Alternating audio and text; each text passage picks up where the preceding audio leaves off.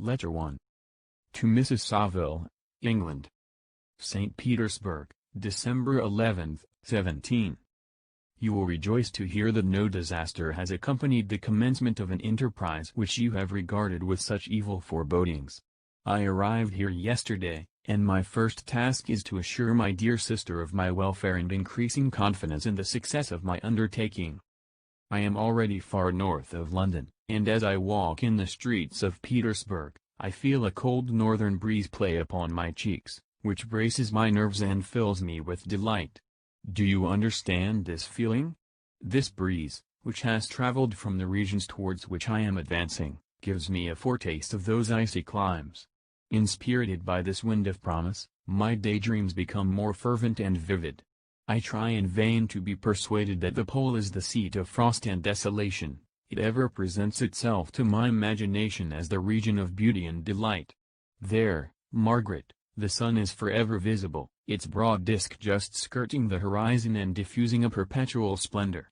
There, for with your leave, my sister, I will put some trust in preceding navigators. There snow and frost are banished, and, sailing over a calm sea, we may be wafted to a land surpassing in wonders and in beauty every region hitherto discovered on the habitable globe. Its productions and features may be without example, as the phenomena of the heavenly bodies undoubtedly are in those undiscovered solitudes. What may not be expected in a country of eternal light? I may there discover the wondrous power which attracts the needle and may regulate 1,000 celestial observations that require only this voyage to render their seeming eccentricities consistent forever.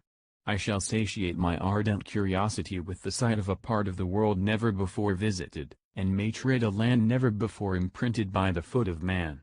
These are my enticements, and they are sufficient to conquer all fear of danger or death and to induce me to commence this laborious voyage with the joy a child feels when he embarks in a little boat, with his holiday mates, on an expedition of discovery up his native river. But supposing all these conjectures to be false, you cannot contest the inestimable benefit which I shall confer on all mankind, to the last generation, by discovering a passage near the pole to those countries, to reach which at present so many months are requisite, or by ascertaining the secret of the magnet, which, if at all possible, can only be effected by an undertaking such as mine. These reflections have dispelled the agitation with which I began my letter, and I feel my heart glow with an enthusiasm which elevates me to heaven, for nothing contributes so much to tranquilize the mind as a steady purpose, a point on which the soul may fix its intellectual eye. This expedition has been the favorite dream of my early years. I have read with ardor the accounts of the various voyages which have been made in the prospect of arriving at the North Pacific Ocean through the seas which surround the pole. You may remember that a history of all the voyages made for purposes of discovery composed the whole of our good Uncle Thomas' library. My education was neglected, yet I was passionately fond of reading. These volumes were my study day and night, and my familiarity with them increased that regret which I had felt, as a child, on learning that my father's dying injunction had forbidden my uncle to allow me to embark in a seafaring life. These visions faded when I perused, for the first time, those poets whose effusions entranced my soul and lifted it to heaven. I also became a poet and for 1 year lived in a paradise of my own creation. I imagined that I also might obtain a niche in the temple where the names of Homer and Shakespeare are consecrated. You are well acquainted with my failure and how heavily I bore the disappointment. But just at that time I inherited the fortune of my cousin, and my thoughts were turned into the channel of their earlier bent. 6 years have passed since I resolved on my present undertaking. I can, even now, remember the hour from which I dedicated myself to this great enterprise. I commenced by inuring my body to hardship. I accompanied the whale fishers on several expeditions to the North Sea. I voluntarily endured cold, famine, thirst, and want of sleep. I often worked harder than the common sailors during the day and devoted my nights to the study of mathematics, the theory of medicine, and those branches of physical science from which a naval adventurer might derive the greatest practical advantage. Twice I actually hired myself as an undermate in a Greenland whaler, and acquitted myself to admiration. I must own I felt a little proud when my captain offered me the second dignity in the vessel and entreated me to remain with the greatest earnestness, so valuable did he consider my services. And now, dear Margaret, do I not deserve to accomplish some great purpose? My life might have been passed in ease and luxury, but I preferred glory to every enticement that wealth placed in my path. Oh, that some encouraging voice would answer in the affirmative. My courage and my resolution is firm, but my hopes fluctuate, and my spirits are often depressed.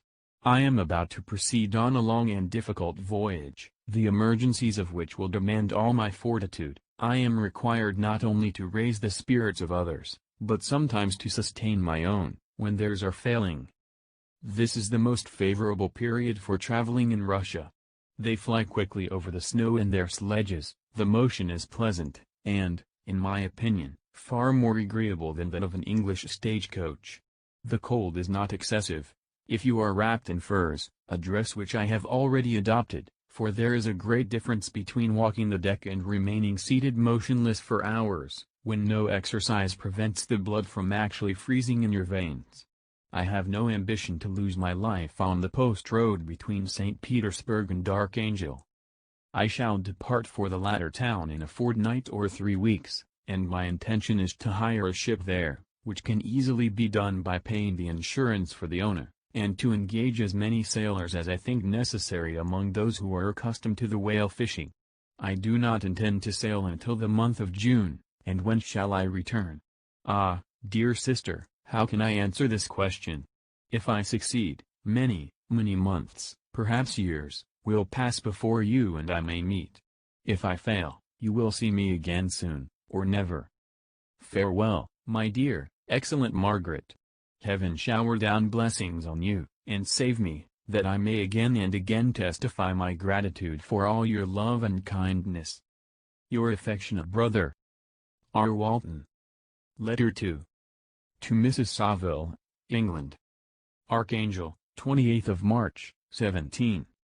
How slowly the time passes here, encompassed as I am by frost and snow. Yet a second step is taken towards my enterprise. I have hired a vessel and am occupied in collecting my sailors. Those whom I have already engaged appear to be men on whom I can depend and are certainly possessed of dauntless courage. But I have one want which I have never yet been able to satisfy, and the absence of the object of which I now feel as a most severe evil. I have no friend, Margaret. When I am glowing with the enthusiasm of success, there will be none to participate my joy. If I am assailed by disappointment, no one will endeavor to sustain me in dejection. I shall commit my thoughts to paper, it is true, but that is a poor medium for the communication of feeling. I desire the company of a man who could sympathize with me, whose eyes would reply to mine. You may deem me romantic, my dear sister, but I bitterly feel the want of a friend.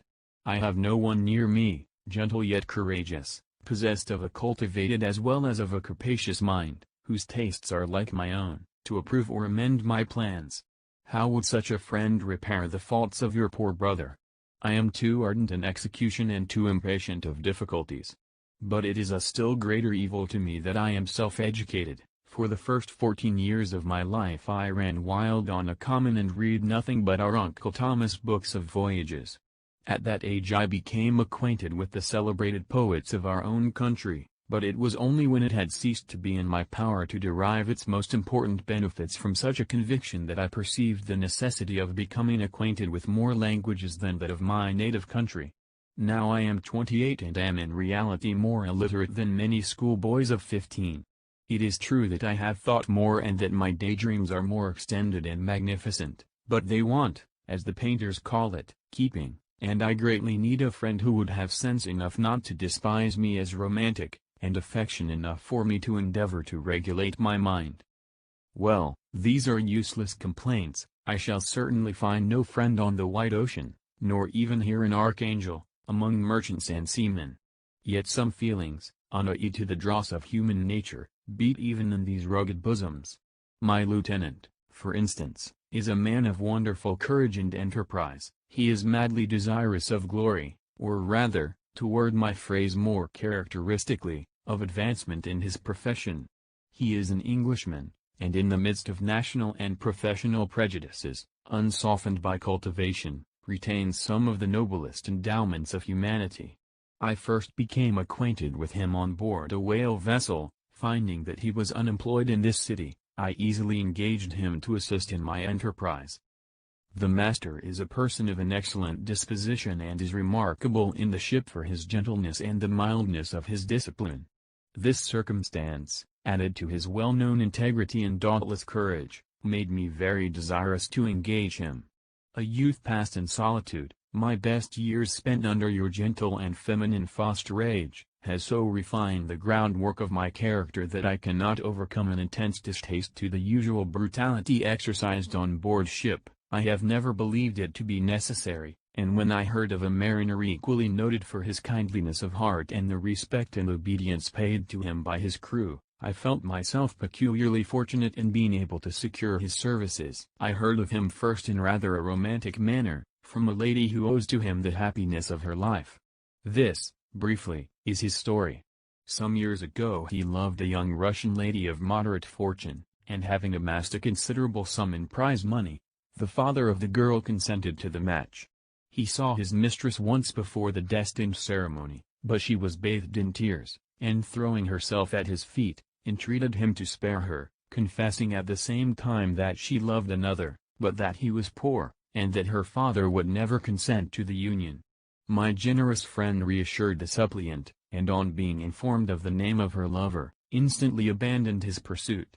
He had already bought a farm with his money, on which he had designed to pass the remainder of his life, but he bestowed the whole on his rival, together with the remains of his prize money to purchase stock, and then himself solicited the young woman's father to consent to her marriage with her lover. But the old man decidedly refused, thinking himself bound in honor to my friend, who, when he found the father inexorable, quitted his country, nor returned until he heard that his former mistress was married according to her inclinations. What a noble fellow! You will exclaim. He is so, but then he is wholly uneducated, he is as silent as a Turk, and a kind of ignorant carelessness attends him, which, while it renders his conduct the more astonishing, detracts from the interest and sympathy which otherwise he would command. Yet do not suppose, because I complain a little or because I can conceive a consolation for my toils which I may never know, that I am wavering in my resolutions. Those are as fixed as fate, and my voyage is only now delayed until the weather shall permit my embarkation. The winter has been dreadfully severe, but the spring promises well, and it is considered as a remarkably early season, so that perhaps I may sail sooner than I expected. I shall do nothing rashly. You know me sufficiently to confide in my prudence and considerateness whenever the safety of others is committed to my care. I cannot describe to you my sensations on the near prospect of my undertaking. It is impossible to communicate to you a conception of the trembling sensation, half pleasurable and half fearful, with which I am preparing to depart. I am going to unexplored regions, to the land of mist and snow, but I shall kill no albatross. Therefore do not be alarmed for my safety or if I should come back to you as worn and woeful as the ancient mariner. You will smile at my illusion, but I will disclose a secret. I have often attributed my attachment to, my passionate enthusiasm for, the dangerous mysteries of ocean to the production of the most imaginative of modern poets. There is something at work in my soul which I do not understand. I am practically industrious, painstaking, a workman to execute with perseverance and labor, but besides this there is a love for the marvelous, a belief in the marvelous, intertwined in all my projects, which hurries me out of the common pathways of men, even to the wild sea and unvisited regions I am about to explore. But to return to dearer considerations. Shall I meet you again, after having traversed immense seas, and returned by the most southern cape of Africa or America? I dare not expect such success, yet I cannot bear to look on the reverse of the picture. Continue for the present to write to me by every opportunity. I may receive your letters on some occasions when I need them most to support my spirits. I love you very tenderly. Remember me with affection, should you never hear from me again. Your affectionate brother, Robert Walton. Letter 3. To Mrs. Saville, England. July 7, 17. My dear sister, I write a few lines in haste to say that I am safe, and well advanced on my voyage. This letter will reach England by a merchantman now on its homeward voyage from Archangel, more fortunate than I, who may not see my native land, perhaps, for many years. I am, however, in good spirits, my men are bold and apparently firm of purpose, nor do the floating sheets of ice that continually pass us, indicating the dangers of the region towards which we are advancing, appear to dismay them. We have already reached a very high latitude, but it is the height of summer, and although not so warm as in England, the southern gales, which blow us speedily towards those shores which I so ardently desire to attain, breathe a degree of renovating warmth which I had not expected. No incidents have hitherto befallen us that would make a figure in a letter. One or two stiff gales and the springing of a leak are accidents which experienced navigators scarcely remember to record, and I shall be well content if nothing worse happen to us during our voyage. Adieu, my dear Margaret. Be assured that for my own sake, as well as yours, I will not rashly encounter danger. I will be cool, persevering, and prudent. But success shall crown my endeavors. Wherefore not? Thus far I have gone, tracing a secure way over the pathless seas, the very stars themselves being witnesses and testimonies of my triumph. Why not still proceed over the untamed yet obedient element? What can stop the determined heart and resolved will of man? My swelling heart involuntarily pours itself out thus. But I must finish. Heaven bless my beloved sister. R.W. Letter 4. To Mrs. Saville, England. August 5, 17. So strange an accident has happened to us that I cannot forbear recording it, although it is very probable that you will see me before these papers can come into your possession. Last Monday, July 31st, we were nearly surrounded by ice, which closed in the ship on all sides, scarcely leaving her the sea room in which she floated. Our situation was somewhat dangerous, especially as we were compassed round by a very thick fog. We accordingly lay to, hoping that some change would take place in the atmosphere and weather. About 2 o'clock the mist cleared away, and we beheld, stretched out in every direction, vast and irregular plains of ice, which seemed to have no end. Some of my comrades groaned, and my own mind began to grow watchful with anxious thoughts, when a strange sight suddenly attracted our attention and diverted our solicitude from our own situation. We perceived a low carriage, fixed on a sledge and drawn by dogs, pass on towards the north, at the distance of half a mile. A being which had the shape of a man, but apparently of gigantic stature, sat in the sledge and guided the dogs. We watched the rapid progress of the traveler with our telescopes until he was lost among the distant inequalities of the ice. This appearance excited our unqualified wonder. We were, as we believed, many hundred miles from any land, but this apparition seemed to denote that it was not, in reality, so distant as we had supposed. Shut in, however, by ice, it was impossible to follow his track, which we had observed with the greatest attention. About 2 hours after this occurrence we heard the ground sea, and before night the ice broke and freed our ship. We, however, lay to until the morning, fearing to encounter in the dark those large loose masses which float about after the breaking up of the ice. I profited of this time to rest for a few hours. In the morning, however, as soon as it was light, I went upon deck and found all the sailors busy on one side of the vessel, apparently talking to someone in the sea. It was, in fact, a sledge, like that we had seen before, which had drifted towards us in the night on a large fragment of ice. Only one dog remained alive, but there was a human being within it whom the sailors were persuading to enter the vessel. He was not, as the other traveler seemed to be, a savage inhabitant of some undiscovered island, but a European. When I appeared on deck the master said, "Here is our captain, and he will not allow you to perish on the open sea." On perceiving me, the stranger addressed me in English, although with a foreign accent. "Before I come on board your vessel," said he, "will you have the kindness to inform me whither you are bound?" You may conceive my astonishment on hearing such a question addressed to me from a man on the brink of destruction, and to whom I should have supposed that my vessel would have been a resource which he would not have exchanged for the most precious wealth the earth can afford. I replied, however, that we were on the voyage of discovery towards the northern pole. Upon hearing this he appeared satisfied and consented to come on board. Good God! Margaret, if you had seen the man who thus capitulated for his safety, your surprise would have been boundless. His limbs were nearly frozen, and his body dreadfully emaciated by fatigue and suffering. I never saw a man in so wretched a condition. We attempted to carry him into the cabin, but as soon as he had quitted the fresh air he fainted. We accordingly brought him back to the deck and restored him to animation by rubbing him with brandy and forcing him to swallow a small quantity. As soon as he showed signs of life we wrapped him up in blankets and placed him near the chimney of the kitchen stove.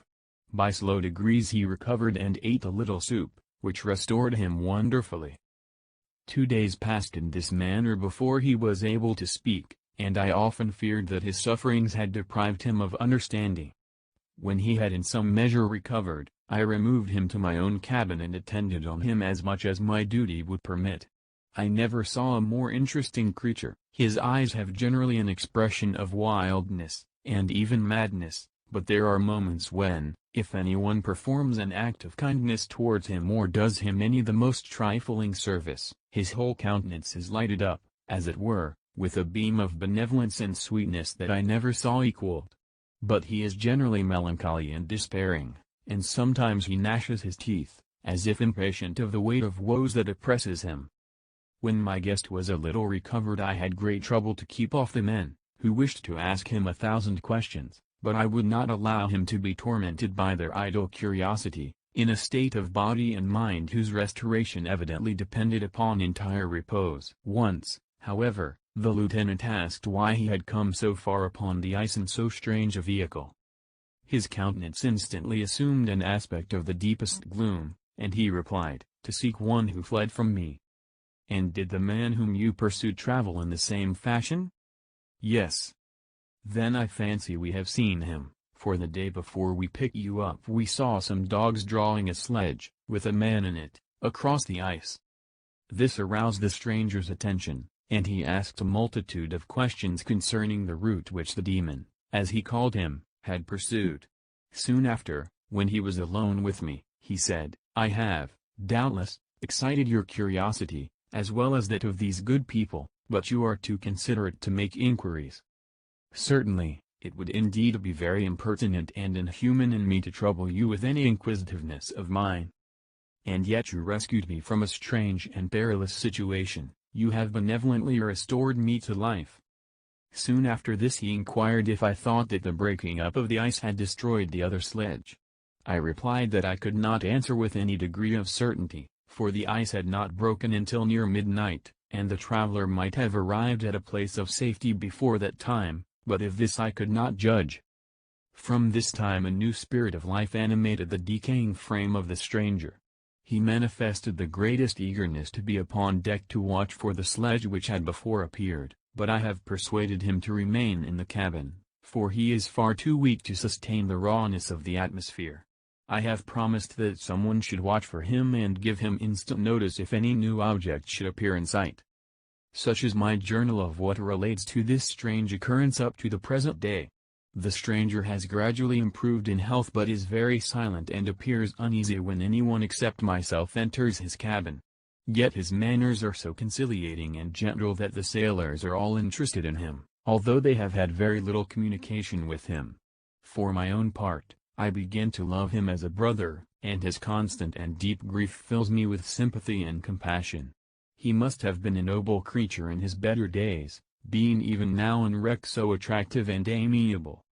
I said in one of my letters, "My dear Margaret, that I should find no friend on the wide ocean, yet I have found a man who, before his spirit had been broken by misery, I should have been happy to have possessed as the brother of my heart." I shall continue my journal concerning the stranger at intervals, should I have any fresh incidents to record. August 13th, 17. My affection for my guest increases every day. He excites at once my admiration and my pity to an astonishing degree. How can I see so noble a creature destroyed by misery without feeling the most poignant grief? He is so gentle, yet so wise, his mind is so cultivated, and when he speaks, although his words are culled with the choicest art, yet they flow with rapidity and unparalleled eloquence. He is now much recovered from his illness and is continually on the deck, apparently watching for the sledge that preceded his own. Yet, although unhappy, he is not so utterly occupied by his own misery but that he interests himself deeply in the projects of others. He has frequently conversed with me on mine, which I have communicated to him without disguise. He entered attentively into all my arguments in favor of my eventual success and into every minute detail of the measures I had taken to secure it. I was easily led by the sympathy which he evinced to use the language of my heart, to give utterance to the burning ardor of my soul and to say, with all the fervor that warmed me, how gladly I would sacrifice my fortune, my existence, my every hope, to the furtherance of my enterprise. One man's life or death were but a small price to pay for the acquirement of the knowledge which I sought, for the dominion I should acquire and transmit over the elemental foes of our race. As I spoke, a dark gloom spread over my listener's countenance.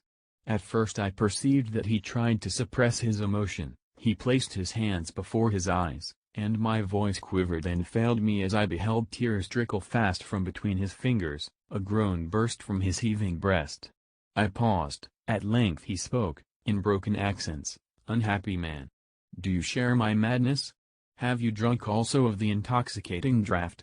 Hear me, let me reveal my tale, and you will dash the cup from your lips."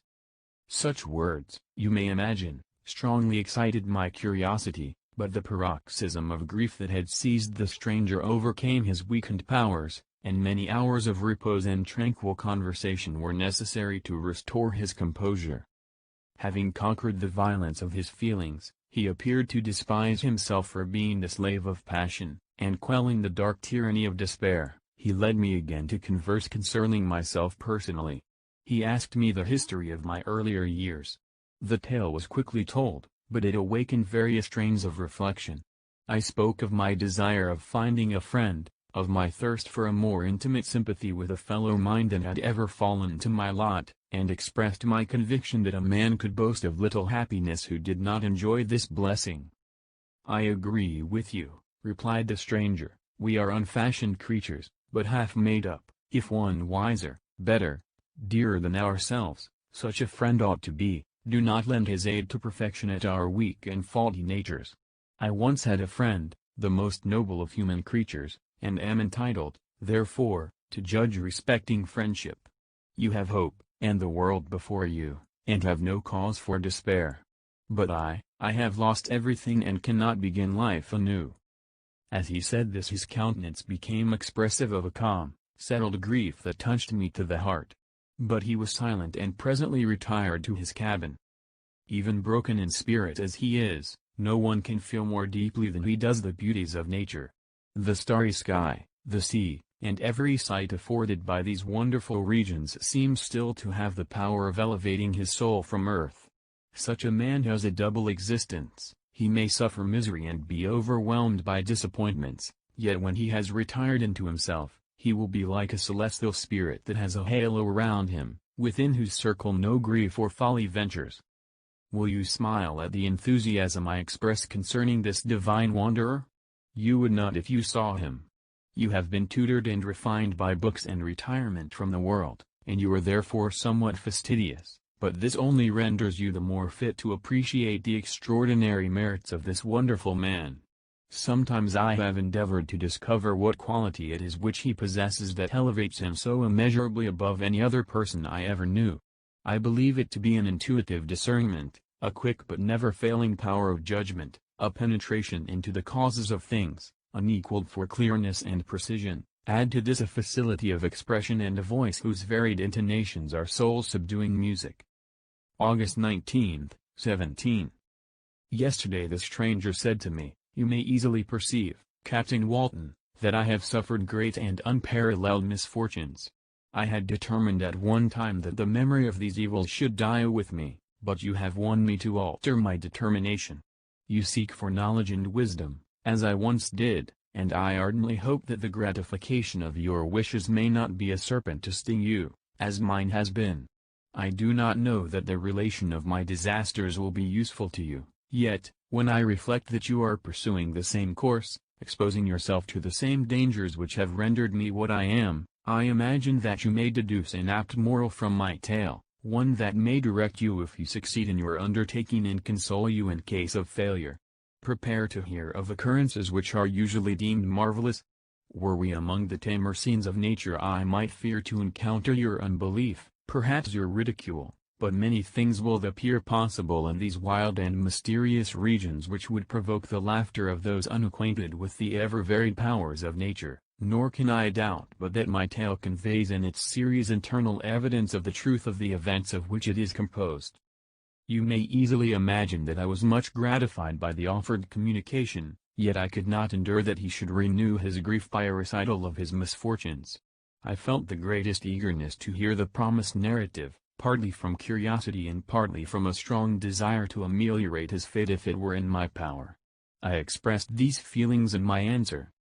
"I thank you," he replied, "for your sympathy, but it is useless, my fate is nearly fulfilled. I wait but for one event, and then I shall repose in peace. I understand your feeling," continued he, perceiving that I wished to interrupt him, "but you are mistaken, my friend, if thus you will allow me to name you. Nothing can alter my destiny. Listen to my history, and you will perceive how irrevocably it is determined." He then told me that he would commence his narrative the next day when I should be at leisure.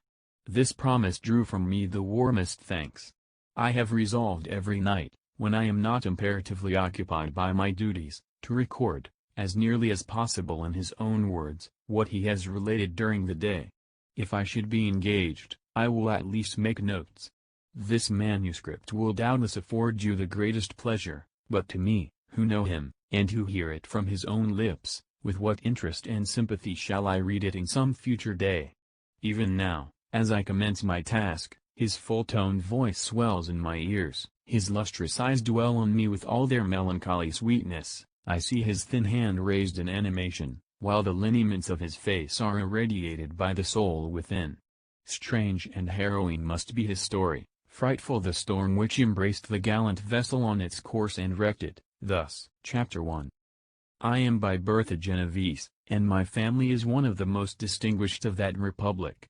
My ancestors had been for many years councillors and syndics, and my father had filled several public situations with honor and reputation. He was respected by all who knew him for his integrity and indefatigable attention to public business. He passed his younger days perpetually occupied by the affairs of his country.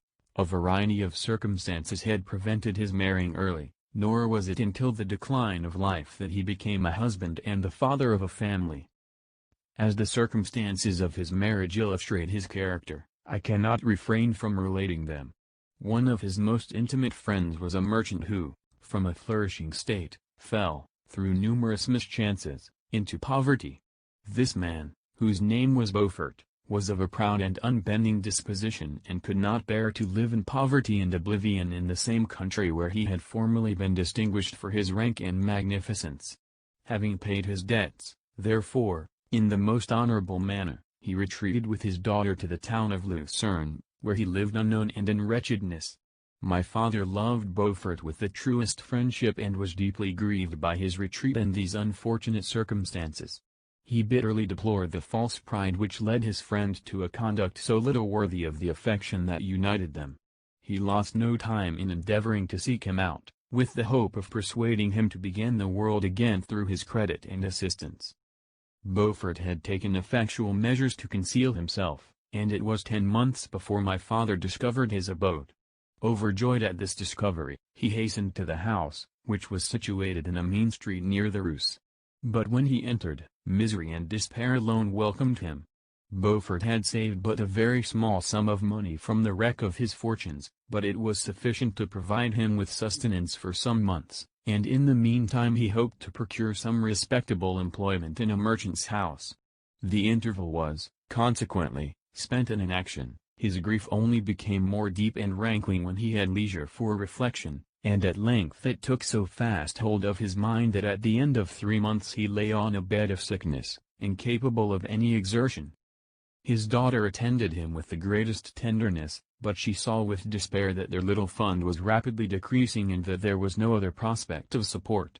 But Caroline Beaufort possessed a mind of an uncommon mold, and her courage rose to support her in her adversity. She procured plain work, she plaited straw and by various means contrived to earn a pittance scarcely sufficient to support life.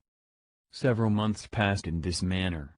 Her father grew worse, her time was more entirely occupied in attending him, her means of subsistence decreased, and in the 10th month her father died in her arms, leaving her an orphan and a beggar. This last blow overcame her, and she knelt by Beaufort's coffin weeping bitterly, when my father entered the chamber. He came like a protecting spirit to the poor girl, who committed herself to his care, and after the interment of his friend he conducted her to Geneva and placed her under the protection of a relation. 2 years after this event Caroline became his wife. There was a considerable difference between the ages of my parents, but this circumstance seemed to unite them only closer in bonds of devoted affection. There was a sense of justice in my father's upright mind which rendered it necessary that he should approve highly to love strongly. Perhaps during former years he had suffered from the late discovered unworthiness of one beloved and so was disposed to set a greater value on tried worth. There was a show of gratitude and worship in his attachment to my mother, differing wholly from the doting fondness of age, for it was inspired by reverence for her virtues and a desire to be the means of, in some degree, recompensing her for the sorrows she had endured, but which gave inexpressible grace to his behavior to her. Everything was made to yield to her wishes and her convenience. He strove to shelter her, as a fair exotic is sheltered by the gardener, from every rougher wind and to surround her with all that could tend to excite pleasurable emotion in her soft and benevolent mind. Her health, and even the tranquillity of her hitherto constant spirit, had been shaken by what she had gone through.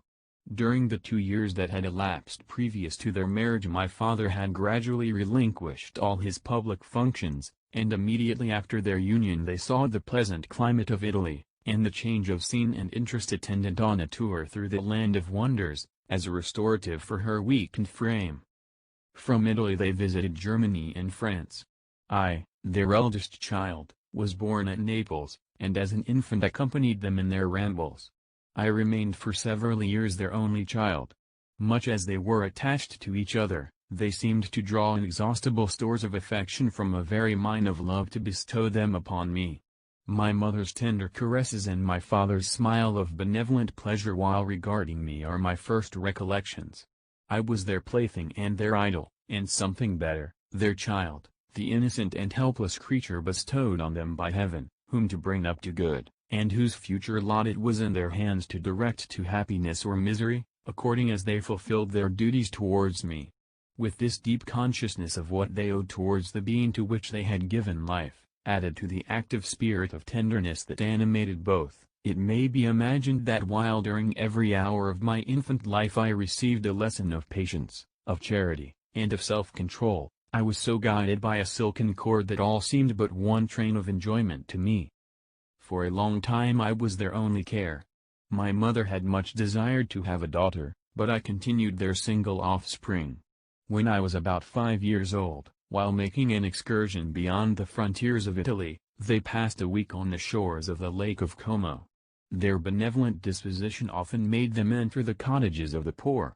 This, to my mother, was more than a duty, it was a necessity, a passion, remembering what she had suffered, and how she had been relieved, for her to act in her turn the guardian angel to the afflicted. During one of their walks a poor cot in the foldings of a veil attracted their notice as being singularly disconsolate, while the number of half-clothed children gathered about it spoke of penury in its worst shape. One day, when my father had gone by himself to Milan, my mother, accompanied by me, visited this abode. She found a peasant and his wife, hard-working, bent down by care and labor, distributing a scanty meal to 5 hungry babes. Among these there was one which attracted my mother far above all the rest. She appeared of a different stock. The 4 others were dark-eyed, hardy little vagrants. This child was thin and very fair. Her hair was the brightest living gold, and despite the poverty of her clothing, seemed to set a crown of distinction on her head. Her brow was clear and ample, her blue eyes cloudless, and her lips and the molding of her face so expressive of sensibility and sweetness that none could behold her without looking on her as of a distinct species, a being heaven sent, and bearing a celestial stamp in all her features. The peasant woman, perceiving that my mother fixed eyes of wonder and admiration on this lovely girl, eagerly communicated her history. She was not her child, but the daughter of a Milanese nobleman. Her mother was a German and had died on giving her birth. The infant had been placed with these good people to nurse. They were better off then. They had not been long married, and their eldest child was but just born. The father of their charge was one of those Italians nursed in the memory of the antique glory of Italy, one among the Schiavi Ogner Frumenti, who exerted himself to obtain the liberty of his country. He became the victim of its weakness. Whether he had died or still lingered in the dungeons of Austria was not known. His property was confiscated, his child became an orphan and a beggar. She continued with her foster parents and bloomed in their rude abode, fairer than a garden rose among dark-leaved brambles. When my father returned from Milan, he found playing with me in the hall of our villa a child fairer than picture cherub, a creature who seemed to shed radiance from her looks and whose form and motions were lighter than the chamois of the hills. The apparition was soon explained. With his permission my mother prevailed on her rustic guardians to yield their charge to her. They were fond of the sweet orphan. Her presence had seemed a blessing to them, but it would be unfair to her to keep her in poverty and want when Providence afforded her such powerful protection. They consulted their village priest, and the result was that Elizabeth Livens became the inmate of my parents' house, my more than sister, the beautiful and adored companion of all my occupations and my pleasures. Everyone loved Elizabeth. The passionate and almost reverential attachment with which all regarded her became, while I shared it, my pride and my delight. On the evening previous to her being brought to my home, my mother had said playfully, "I have a pretty present for my Victor, tomorrow he shall have it." And when, on the morrow, she presented Elizabeth to me as her promised gift, I, with childish seriousness, interpreted her words literally and looked upon Elizabeth as mine to protect, love, and cherish. All praises bestowed on her I received as made to a possession of my own. We called each other familiarly by the name of cousin. No word, no expression could body forth the kind of relation in which she stood to me, my more than sister, since till death she was to be mine only. Chapter 2. We were brought up together. There was not quite a year difference in our ages. I need not say that we were strangers to any species of disunion or dispute.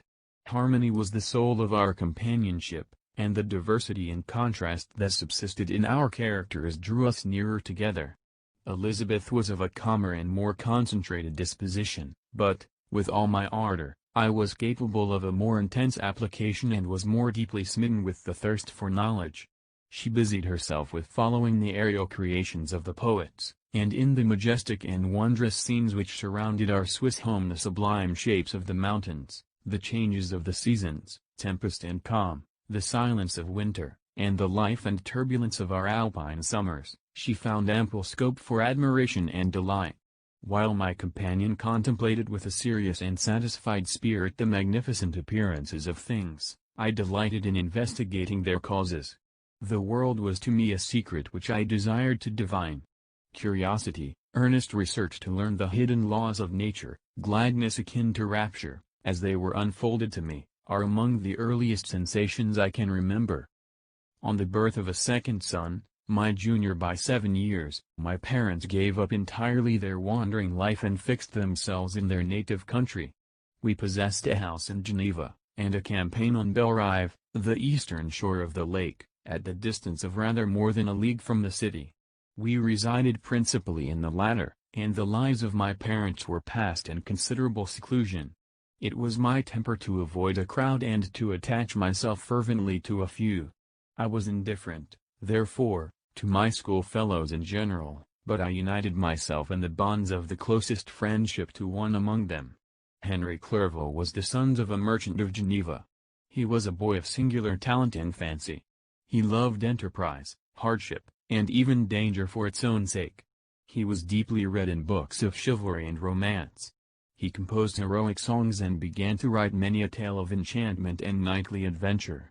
He tried to make us act plays and to enter into masquerades, in which the characters were drawn from the heroes of Roncesvalles, of the Round Table of King Arthur, and the chivalrous train who shed their blood to redeem the Holy Sepulchre from the hands of the infidels. No human being could have passed a happier childhood than myself. My parents were possessed by the very spirit of kindness and indulgence. We felt that they were not the tyrants to rule our lot according to their caprice, but the agents and creators of all the many delights which we enjoyed. When I mingled with other families I distinctly discerned how peculiarly fortunate my lot was, and gratitude assisted the development of filial love. My temper was sometimes violent, and my passions vehement, but by some law in my temperature they were turned not towards childish pursuits but to an eager desire to learn, and not to learn all things indiscriminately. I confess that neither the structure of languages, nor the code of governments, nor the politics of various states possessed attractions for me. It was the secrets of heaven and earth that I desired to learn, and whether it was the outward substance of things or the inner spirit of nature and the mysterious soul of man that occupied me, still my inquiries were directed to the metaphysical, or in its highest sense, the physical secrets of the world. Meanwhile Clerval occupied himself, so to speak, with the moral relations of things. The busy stage of life, the virtues of heroes, and the actions of men were his theme, and his hope and his dream was to become one among those whose names are recorded in story as the gallant and adventurous benefactors of our species. The saintly soul of Elizabeth shone like a shrine-dedicated lamp in our peaceful home. Her sympathy was ours, her smile, her soft voice, the sweet glance of her celestial eyes, were ever there to bless and animate us. She was the living spirit of love to soften and attract. I might have become the sullen in my study, rough through the ardor of my nature, but that she was there to subdue me to a semblance of her own gentleness. In Clerval, could aught ill entrench on the noble spirit of Clerval? Yet he might not have been so perfectly humane, so thoughtful in his generosity, so full of kindness and tenderness amidst his passion for adventurous exploit, had she not unfolded to him the real loveliness of beneficence and made the doing good the end and aim of his soaring ambition. I feel exquisite pleasure in dwelling on the recollections of childhood, before misfortune had tainted my mind and changed its bright visions of extensive usefulness into gloomy and narrow reflections upon self. Besides, in drawing the picture of my early days, I also record those events which led, by insensible steps, to my after tale of misery, for when I would account to myself for the birth of that passion which afterwards ruled my destiny I find it arise, like a mountain river, from ignoble and almost forgotten sources, but, swelling as it proceeded, it became the torrent which, in its course, has swept away all my hopes and joys. Natural philosophy is the genius that has regulated my fate. I desire, therefore, in this narration, to state those facts which led to my predilection for that science. When I was 13 years of age we all went on a party of pleasure to the baths near Thonon. The inclemency of the weather obliged us to remain a day confined to the inn. In this house I chanced to find a volume of the works of Cornelius Agrippa. I opened it with apathy. The theory which he attempts to demonstrate and the wonderful facts which he relates soon changed this feeling into enthusiasm. A new light seemed to dawn upon my mind, and bounding with joy, I communicated my discovery to my father. My father looked carelessly at the title page of my book and said, "Ah! Cornelius Agrippa. My dear Victor, do not waste your time upon this, it is sad trash." If, instead of this remark, my father had taken the pains to explain to me that the principles of Agrippa had been entirely exploded and that a modern system of science had been introduced which possessed much greater powers than the ancient, because the powers of the latter were chimerical, while those of the former were real and practical, under such circumstances I should certainly have thrown Agrippa aside and have contented my imagination, warmed as it was, by returning with greater ardor to my former studies. It is even possible that the train of my ideas would never have received the fatal impulse that led to my ruin. But the cursory glance my father had taken of my volume by no means assured me that he was acquainted with its contents, and I continued to read with the greatest avidity. When I returned home my first care was to procure the whole works of this author, and afterwards of Paracelsus and Albertus Magnus. I read and studied the wild fancies of these writers with delight. They appeared to me treasures known to few besides myself. I have described myself as always having been imbued with a fervent longing to penetrate the secrets of nature. In spite of the intense labor and wonderful discoveries of modern philosophers, I always came from my studies discontented and unsatisfied. Sir Isaac Newton is said to have avowed that he felt like a child picking up shells beside the great and unexplored ocean of truth. Those of his successors in each branch of natural philosophy with whom I was acquainted appeared even to my boy's apprehensions as tyros engaged in the same pursuit. The untaught peasant beheld the elements around him and was acquainted with their practical uses. The most learned philosopher knew little more. He had partially unveiled the face of nature, but her immortal lineaments were still a wonder and a mystery. He might dissect, anatomize, and give names, but, not to speak of a final cause, causes in their secondary and tertiary grades were utterly unknown to him.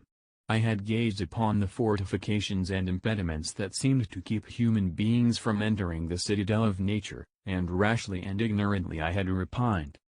But here were books, and here were men who had penetrated deeper and knew more. I took their word for all that they averred, and I became their disciple. It may appear strange that such should arise in the 18th century, but while I followed the routine of education in the schools of Geneva, I was, to a great degree, self-taught with regard to my favorite studies. My father was not scientific, and I was left to struggle with a child's blindness, added to a student's thirst for knowledge. Under the guidance of my new preceptors I entered with the greatest diligence into the search of the philosopher's stone and the elixir of life, but the latter soon obtained my undivided attention. Wealth was an inferior object. But what glory would attend the discovery if I could banish disease from the human frame and render man invulnerable to any but a violent death? Nor were these my only visions. The raising of ghosts or devils was a promise liberally accorded by my favorite authors, the fulfillment of which I most eagerly sought, and if my incantations were always unsuccessful, I attributed the failure rather to my own inexperience and mistake than to a want of skill or fidelity in my instructors. And thus for a time I was occupied by exploded systems, mingling, like an unadept, 1,000 contradictory theories and floundering desperately in a very slough of multifarious knowledge, guided by an ardent imagination and childish reasoning, till an accident again changed the current of my ideas. When I was about 15 years old we had retired to our house near Bellerive, when we witnessed a most violent and terrible thunderstorm. It advanced from behind the mountains of Jura, and the thunder burst at once with frightful loudness from various quarters of the heavens. I remained, while the storm lasted, watching its progress with curiosity and delight. As I stood at the door, on a sudden I beheld a stream of fire issue from an old and beautiful oak which stood about 20 yards from our house, and so soon as the dazzling light vanished, the oak had disappeared, and nothing remained but a blasted stump. When we visited it the next morning, we found the tree shattered in a singular manner. It was not splintered by the shock, but entirely reduced to thin ribbons of wood. I never beheld anything so utterly destroyed. Before this I was not unacquainted with the more obvious laws of electricity. On this occasion a man of great research in natural philosophy was with us, and excited by this catastrophe, he entered on the explanation of a theory which he had formed on the subject of electricity and galvanism, which was at once new and astonishing to me. All that he said threw greatly into the shade Cornelius Agrippa, Albertus Magnus, and Paracelsus, the lords of my imagination, but by some fatality the overthrow of these men disinclined me to pursue my accustomed studies. It seemed to me as if nothing would or could ever be known. All that had so long engaged my attention suddenly grew despicable. By one of those caprices of the mind which we are perhaps most subject to in early youth, I at once gave up my former occupations, set down natural history and all its progeny as a deformed and abortive creation, and entertained the greatest disdain for a would-be science which could never even step within the threshold of real knowledge. In this mood of mind I betook myself to the mathematics and the branches of study appertaining to that science as being built upon secure foundations, and so worthy of my consideration. Thus strangely are our souls constructed, and by such slight ligaments are we bound to prosperity or ruin. When I look back, it seems to me as if this almost miraculous change of inclination and will was the immediate suggestion of the guardian angel of my life, the last effort made by the spirit of preservation to avert the storm that was even then hanging in the stars and ready to envelop me. Her victory was announced by an unusual tranquility and gladness of soul which followed the relinquishing of my ancient and latterly tormenting studies. It was thus that I was to be taught to associate evil with their prosecution, happiness with their disregard. It was a strong effort of the spirit of good, but it was ineffectual. Destiny was too potent, and her immutable laws had decreed my utter and terrible destruction. Chapter 3. When I had attained the age of 17, my parents resolved that I should become a student at the University of Ingolstadt. I had hitherto attended the schools of Geneva, but my father thought it necessary for the completion of my education that I should be made acquainted with other customs than those of my native country. My departure was therefore fixed at an early date, but before the day resolved upon could arrive, the first misfortune of my life occurred, an omen, as it were, of my future misery. Elizabeth had caught the scarlet fever, her illness was severe, and she was in the greatest danger. During her illness many arguments had been urged to persuade my mother to refrain from attending upon her. She had at first yielded to our entreaties, but when she heard that the life of her favorite was menaced, she could no longer control her anxiety. She attended her sickbed, her watchful attentions triumphed over the malignity of the distemper. Elizabeth was saved, but the consequences of this imprudence were fatal to her preserver. On the third day my mother sickened. Her fever was accompanied by the most alarming symptoms, and the looks of her medical attendants prognosticated the worst event. On her deathbed the fortitude and benignity of this best of women did not desert her. She joined the hands of Elizabeth and myself. "My children," she said, "my firmest hopes of future happiness were placed on the prospect of your union. This expectation will now be the consolation of your father. Elizabeth, my love, you must supply my place to my younger children. Alas! I regret that I am taken from you, and, happy and beloved as I have been, is it not hard to quit you all? But these are not thoughts befitting me. I will endeavor to resign myself cheerfully to death and will indulge a hope of meeting you in another world." She died calmly, and her countenance expressed affection even in death. I need not describe the feelings of those whose dearest ties are rent by that most irreparable evil, the void that presents itself to the soul, and the despair that is exhibited on the countenance. It is so long before the mind can persuade itself that she whom we saw every day and whose very existence appeared a part of our own can have departed forever, that the brightness of a beloved eye can have been extinguished and the sound of a voice so familiar and dear to the ear can be hushed, never more to be heard. These are the reflections of the first days, but when the lapse of time proves the reality of the evil, then the actual bitterness of grief commences. Yet from whom has not that rude hand rent away some dear connection? And why should I describe a sorrow which all have felt, and must feel? The time at length arrives when grief is rather an indulgence than a necessity, and the smile that plays upon the lips, although it may be deemed a sacrilege, is not banished. My mother was dead, but we had still duties which we ought to perform. We must continue our course with the rest and learn to think ourselves fortunate whilst one remains whom the spoiler has not seized. My departure for Ingolstadt, which had been deferred by these events, was now again determined upon. I obtained from my father a respite of some weeks. It appeared to me sacrilege so soon to leave the repose, akin to death, of the house of mourning and to rush into the thick of life. I was new to sorrow, but it did not the less alarm me. I was unwilling to quit the sight of those that remained to me, and above all, I desired to see my sweet Elizabeth in some degree consoled. She indeed veiled her grief and strove to act the comforter to us all. She looked steadily on life and assumed its duties with courage and zeal. She devoted herself to those whom she had been taught to call her uncle and cousins.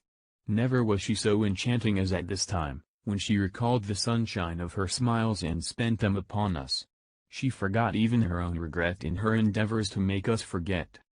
The day of my departure at length arrived. Clerval spent the last evening with us. He had endeavored to persuade his father to permit him to accompany me and to become my fellow student, but in vain. His father was a narrow-minded trader and saw idleness and ruin in the aspirations and ambition of his son.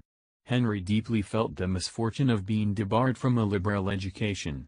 He said little, but when he spoke I read in his kindling eye and in his animated glance a restrained but firm resolve not to be chained to the miserable details of commerce. We sat late. We could not tear ourselves away from each other nor persuade ourselves to say the word farewell. It was said, and we retired under the pretense of seeking repose, each fancying that the other was deceived. But when at morning's dawn I descended to the carriage which was to convey me away, they were all there, my father again to bless me, Clerval to press my hand once more, my Elizabeth to renew her entreaties that I would write often and to bestow the last feminine attentions on her playmate and friend. I threw myself into the chaise that was to convey me away and indulged in the most melancholy reflections. I, who had ever been surrounded by amiable companions, continually engaged in endeavoring to bestow mutual pleasure, I was now alone. In the university whither I was going I must form my own friends and be my own protector. My life had hitherto been remarkably secluded and domestic, and this had given me invincible repugnance to new countenances. I loved my brothers, Elizabeth, and Clerval, these were old familiar faces, but I believed myself totally unfitted for the company of strangers. Such were my reflections as I commenced my journey, but as I proceeded, my spirits and hopes rose. I ardently desired the acquisition of knowledge. I had often, when at home, thought it hard to remain during my youth cooped up in one place and had longed to enter the world and take my station among other human beings. Now my desires were complied with, and it would, indeed, have been folly to repent. I had sufficient leisure for these and many other reflections during my journey to Ingolstadt, which was long and fatiguing. At length the high white steeple of the town met my eyes. I alighted and was conducted to my solitary apartment to spend the evening as I pleased.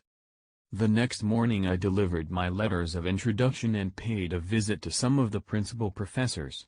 Chance, or rather the evil influence, the angel of destruction, which asserted omnipotent sway over me from the moment I turned my reluctant steps from my father's door, led me first to M. Krempe, professor of natural philosophy. He was an uncouth man, but deeply imbued in the secrets of his science. He asked me several questions concerning my progress in the different branches of science appertaining to natural philosophy. I replied carelessly, and partly in contempt, mentioned the names of my alchemists as the principal authors I had studied. The professor stared. "Have you," he said, "really spent your time in studying such nonsense?" I replied in the affirmative. "Every minute," continued M. Krempe with warmth, "every instant that you have wasted on those books is utterly and entirely lost. You have burdened your memory with exploded systems and useless names. Good God! In what desert land have you lived, where no one was kind enough to inform you that these fancies which you have so greedily imbibed are 1,000 years old and as musty as they are ancient? I little expected, in this enlightened and scientific age, to find a disciple of Albertus Magnus and Paracelsus. My dear sir, you must begin your studies entirely anew." So saying, he stepped aside and wrote down a list of several books treating of natural philosophy which he desired me to procure, and dismissed me after mentioning that in the beginning of the following week he intended to commence a course of lectures upon natural philosophy in its general relations, and that M. Waldman, a fellow professor, would lecture upon chemistry the alternate days that he omitted. I returned home not disappointed, for I have said that I had long considered those authors useless whom the professor reprobated, but I returned not at all the more inclined to recur to these studies in any shape. M. Krempe was a little squat man with a gruff voice and a repulsive countenance. The teacher, therefore, did not prepossess me in favor of his pursuits. In rather a too philosophical and connected a strain, perhaps, I have given an account of the conclusions I had come to concerning them in my early years. As a child I had not been content with the results promised by the modern professors of natural science. With a confusion of ideas only to be accounted for by my extreme youth and my want of a guide on such matters, I had retrod the steps of knowledge along the paths of time and exchanged the discoveries of recent inquirers for the dreams of forgotten alchemists. Besides, I had a contempt for the uses of modern natural philosophy. It was very different when the masters of the science sought immortality and power. Such views, although futile, were grand, but now the scene was changed. The ambition of the inquirer seemed to limit itself to the annihilation of those visions on which my interest in science was chiefly founded. I was required to exchange chimeras of boundless grandeur for realities of little worth. Such were my reflections during the first 2 or 3 days of my residence at Ingolstadt, which were chiefly spent in becoming acquainted with the localities and the principal residents in my new abode. But as the ensuing week commenced, I thought of the information which M. Krempe had given me concerning the lectures. And although I could not consent to go and hear that little conceited fellow deliver sentences out of a pulpit, I recollected what he had said of M. Waldman, whom I had never seen, as he had hitherto been out of town. Partly from curiosity and partly from idleness, I went into the lecturing room, which M. Waldman entered shortly after. This professor was very unlike his colleague. He appeared about 50 years of age, but with an aspect expressive of the greatest benevolence. A few gray hairs covered his temples, but those at the back of his head were nearly black. His person was short but remarkably erect and his voice the sweetest I had ever heard. He began his lecture by a recapitulation of the history of chemistry and the various improvements made by different men of learning, pronouncing with fervor the names of the most distinguished discoverers. He then took a cursory view of the present state of the science and explained many of its elementary terms. After having made a few preparatory experiments, he concluded with a panegyric upon modern chemistry, the terms of which I shall never forget. "The ancient teachers of this science," said he, "promised impossibilities and performed nothing. The modern masters promise very little. They know that metals cannot be transmuted and that the elixir of life is a chimera, but these philosophers, whose hands seem only made to dabble in dirt, and their eyes to pore over the microscope or crucible, have indeed performed miracles. They penetrate into the recesses of nature and show how she works in her hiding places. They ascend into the heavens, they have discovered how the blood circulates, and the nature of the air we breathe. They have acquired new and almost unlimited powers. They can command the thunders of heaven, mimic the earthquake, and even mock the invisible world with its own shadows." Such were the professor's words, rather let me say such the words of the fate, announced to destroy me. As he went on I felt as if my soul were grappling with a palpable enemy. One by one the various keys were touched which formed the mechanism of my being, chord after chord was sounded, and soon my mind was filled with one thought, one conception, one purpose. "So much has been done," exclaimed the soul of Frankenstein, "more, far more, will I achieve. Treading in the steps already marked, I will pioneer a new way, explore unknown powers, and unfold to the world the deepest mysteries of creation." I closed not my eyes that night. My internal being was in a state of insurrection and turmoil. I felt that order would thence rise, but I had no power to produce it. By degrees, after the morning's dawn, sleep came. I awoke, and my yesternight's thoughts were as a dream. There only remained a resolution to return to my ancient studies and to devote myself to a science for which I believed myself to possess a natural talent. On the same day I paid M. Waldman a visit. His manners in private were even more mild and attractive than in public, for there was a certain dignity in his mien during his lecture which in his own house was replaced by the greatest affability and kindness. I gave him pretty nearly the same account of my former pursuits as I had given to his fellow professor. He heard with attention the little narration concerning my studies and smiled at the names of Cornelius Agrippa and Paracelsus, but without the contempt that M. Krempe had exhibited. He said that these were men to whose indefatigable zeal modern philosophers were indebted for most of the foundations of their knowledge. They had left to us, as an easier task, to give new names and arrange in connected classifications the facts which they in a great degree had been the instruments of bringing to light. The labors of men of genius, however erroneously directed, scarcely ever fail in ultimately turning to the solid advantage of mankind. I listened to his statement, which was delivered without any presumption or affectation, and then added that his lecture had removed my prejudices against modern chemists. I expressed myself in measured terms, with the modesty and deference due from a youth to his instructor, without letting escape. Inexperience in life would have made me ashamed, any of the enthusiasm which stimulated my intended labors. I requested his advice concerning the books I ought to procure. "I am happy," said M. Waldman, "to have gained a disciple, and if your application equals your ability, I have no doubt of your success. Chemistry is that branch of natural philosophy in which the greatest improvements have been and may be made. It is on that account that I have made it my peculiar study, but at the same time, I have not neglected the other branches of science. A man would make but a very sorry chemist if he attended to that department of human knowledge alone. If your wish is to become really a man of science and not merely a petty experimentalist, I should advise you to apply to every branch of natural philosophy, including mathematics."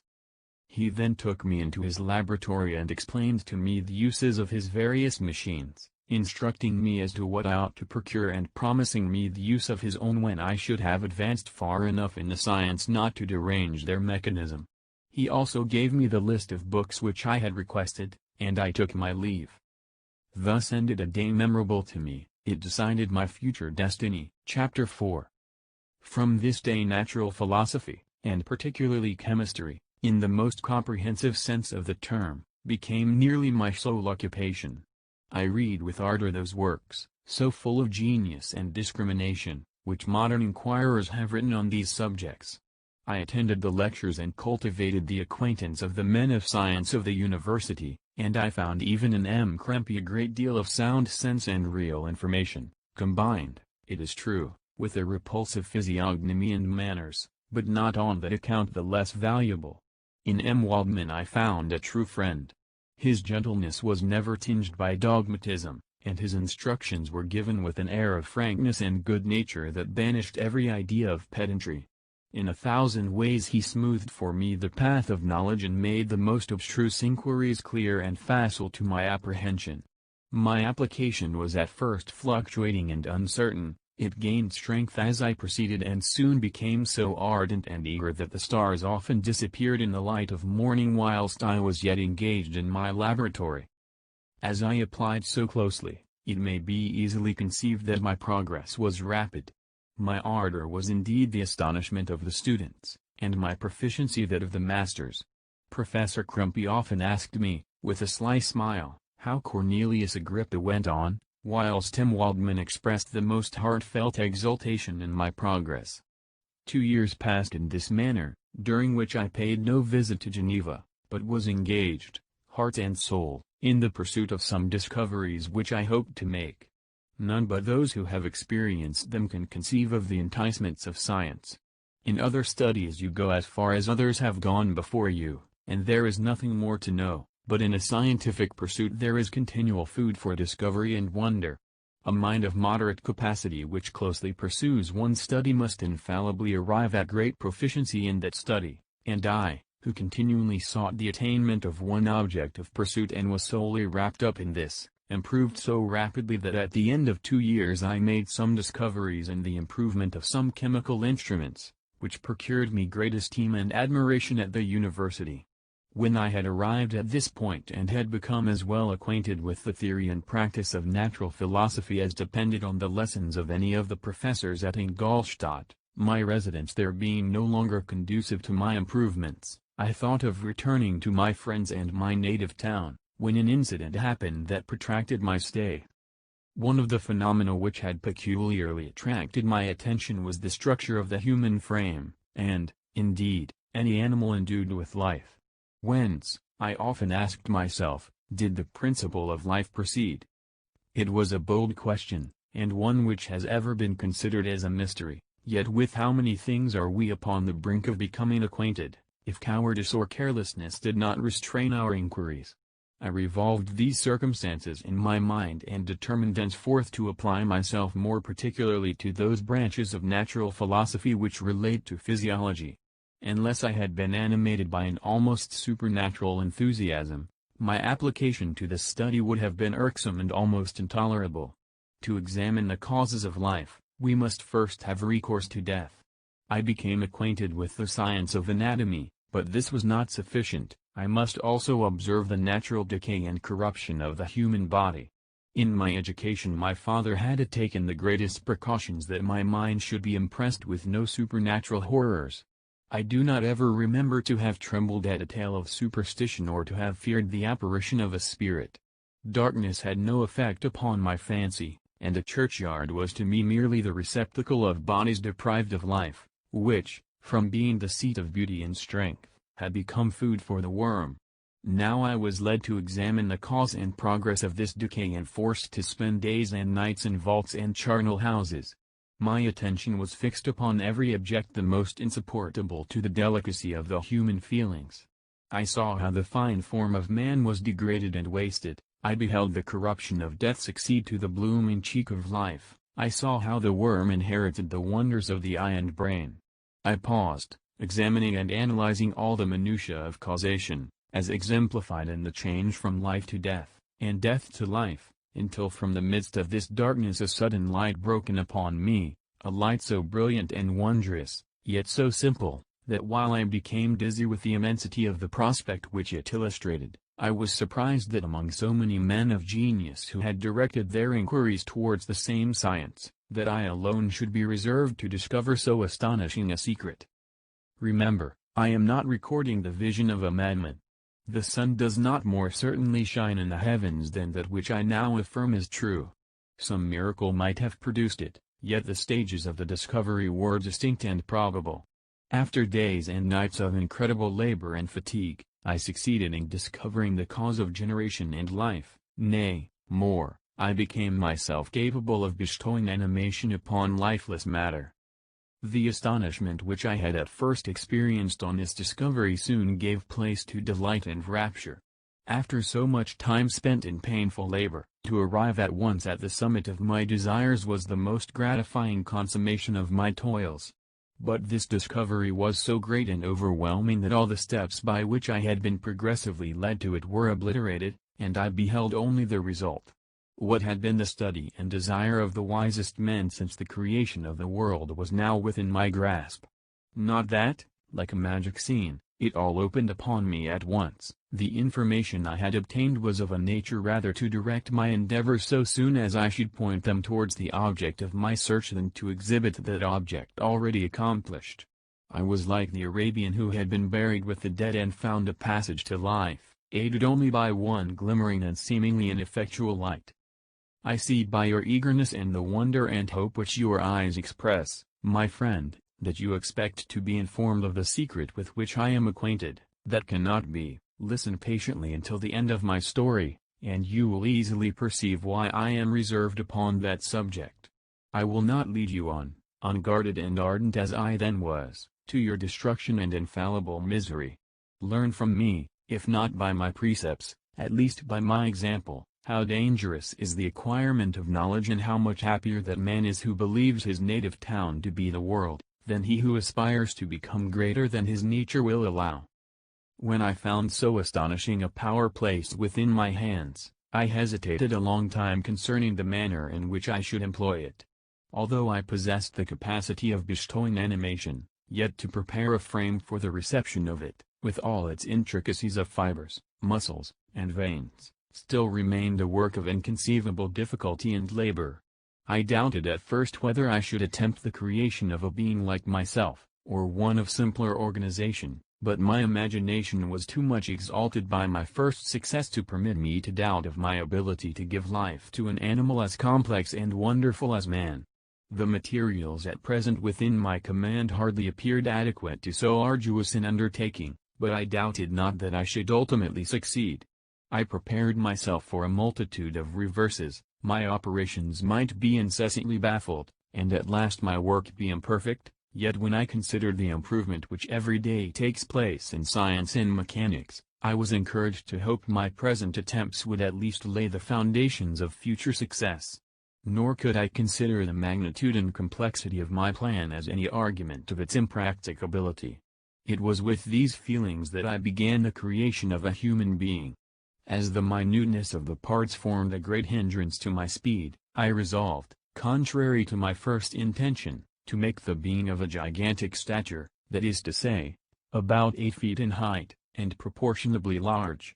After having formed this determination and having spent some months in successfully collecting and arranging my materials, I began.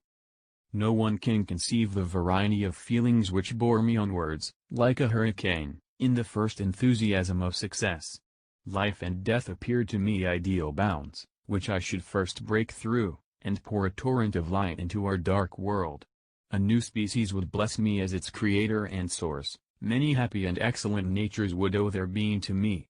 No father could claim the gratitude of his child so completely as I should deserve theirs. Pursuing these reflections, I thought that if I could bestow animation upon lifeless matter, I might in process of time, although I now found it impossible, renew life where death had apparently devoted the body to corruption. These thoughts supported my spirits, while I pursued my undertaking with unremitting ardor. My cheek had grown pale with study, and my person had become emaciated with confinement. Sometimes, on the very brink of certainty, I failed, yet still I clung to the hope which the next day or the next hour might realize. One secret which I alone possessed was the hope to which I had dedicated myself, and the moon gazed on my midnight labors, while, with unrelaxed and breathless eagerness, I pursued nature to her hiding places. Who shall conceive the horrors of my secret toil as I dabbled among the unhallowed damps of the grave or tortured the living animal to animate the lifeless clay? My limbs now tremble, and my eyes swim with a remembrance, but then a resistless and almost frantic impulse urged me forward. I seemed to have lost all soul or sensation but for this one pursuit. It was indeed but a passing trance, that only made me feel with renewed acuteness so soon as, the unnatural stimulus ceasing to operate, I had returned to my old habits. I collected bones from charnel houses and disturbed, with profane fingers, the tremendous secrets of the human frame. In a solitary chamber, or rather cell, at the top of the house, and separated from all the other apartments by a gallery and staircase, I kept my workshop of filthy creation. My eyeballs were starting from their sockets in attending to the details of my employment. The dissecting room and the slaughterhouse furnished many of my materials, and often did my human nature turn with loathing from my occupation, whilst, still urged on by an eagerness which perpetually increased, I brought my work near to a conclusion. The summer months passed while I was thus engaged, heart and soul, in one pursuit. It was a most beautiful season. Never did the fields bestow a more plentiful harvest or the vines yield a more luxuriant vintage, but my eyes were insensible to the charms of nature. And the same feelings which made me neglect the scenes around me caused me also to forget those friends who were so many miles absent, and whom I had not seen for so long a time. I knew my silence disquieted them, and I well remembered the words of my father, "I know that while you are pleased with yourself you will think of us with affection, and we shall hear regularly from you. You must pardon me if I regard any interruption in your correspondence as a proof that your other duties are equally neglected." I knew well therefore what would be my father's feelings, but I could not tear my thoughts from my employment, loathsome in itself, but which had taken an irresistible hold of my imagination. I wished, as it were, to procrastinate all that related to my feelings of affection until the great object, which swallowed up every habit of my nature, should be completed. I then thought that my father would be unjust if he ascribed my neglect to vice or faultiness on my part, but I am now convinced that he was justified in conceiving that I should not be altogether free from blame. A human being in perfection ought always to preserve a calm and peaceful mind and never to allow passion or a transitory desire to disturb his tranquillity. I do not think that the pursuit of knowledge is an exception to this rule. If the study to which you apply yourself has a tendency to weaken your affections and to destroy your taste for those simple pleasures in which no alloy can possibly mix, then that study is certainly unlawful, that is to say, not befitting the human mind. If this rule were always observed, if no man allowed any pursuit whatsoever to interfere with the tranquillity of his domestic affections, Greece had not been enslaved. Caesar would have spared his country, America would have been discovered more gradually, and the empires of Mexico and Peru had not been destroyed. But I forget that I am moralizing in the most interesting part of my tale. and your looks remind me to proceed." My father made no reproach in his letters and only took notice of my silence by inquiring into my occupations more particularly than before. Winter, spring, and summer passed away during my labors, but I did not watch the blossom or the expanding leaves, sights which before always yielded me supreme delight, so deeply was I engrossed in my occupation. The leaves of that year had withered before my work drew near to a close, and now every day showed me more plainly how well I had succeeded. But my enthusiasm was checked by my anxiety, and I appeared rather like one doomed by slavery to toil in the mines, or any other unwholesome trade than an artist occupied by his favorite employment. Every night I was oppressed by a slow fever, and I became nervous to a most painful degree. The fall of a leaf startled me, and I shunned my fellow creatures as if I had been guilty of a crime. Sometimes I grew alarmed at the wreck I perceived that I had become. The energy of my purpose alone sustained me, my labors would soon end, and I believed that exercise and amusement would then drive away incipient disease, and I promised myself both of these when my creation should be complete. Chapter 5. It was on a dreary night of November that I beheld the accomplishment of my toils. With an anxiety that almost amounted to agony, I collected the instruments of life around me, that I might infuse a spark of being into the lifeless thing that lay at my feet.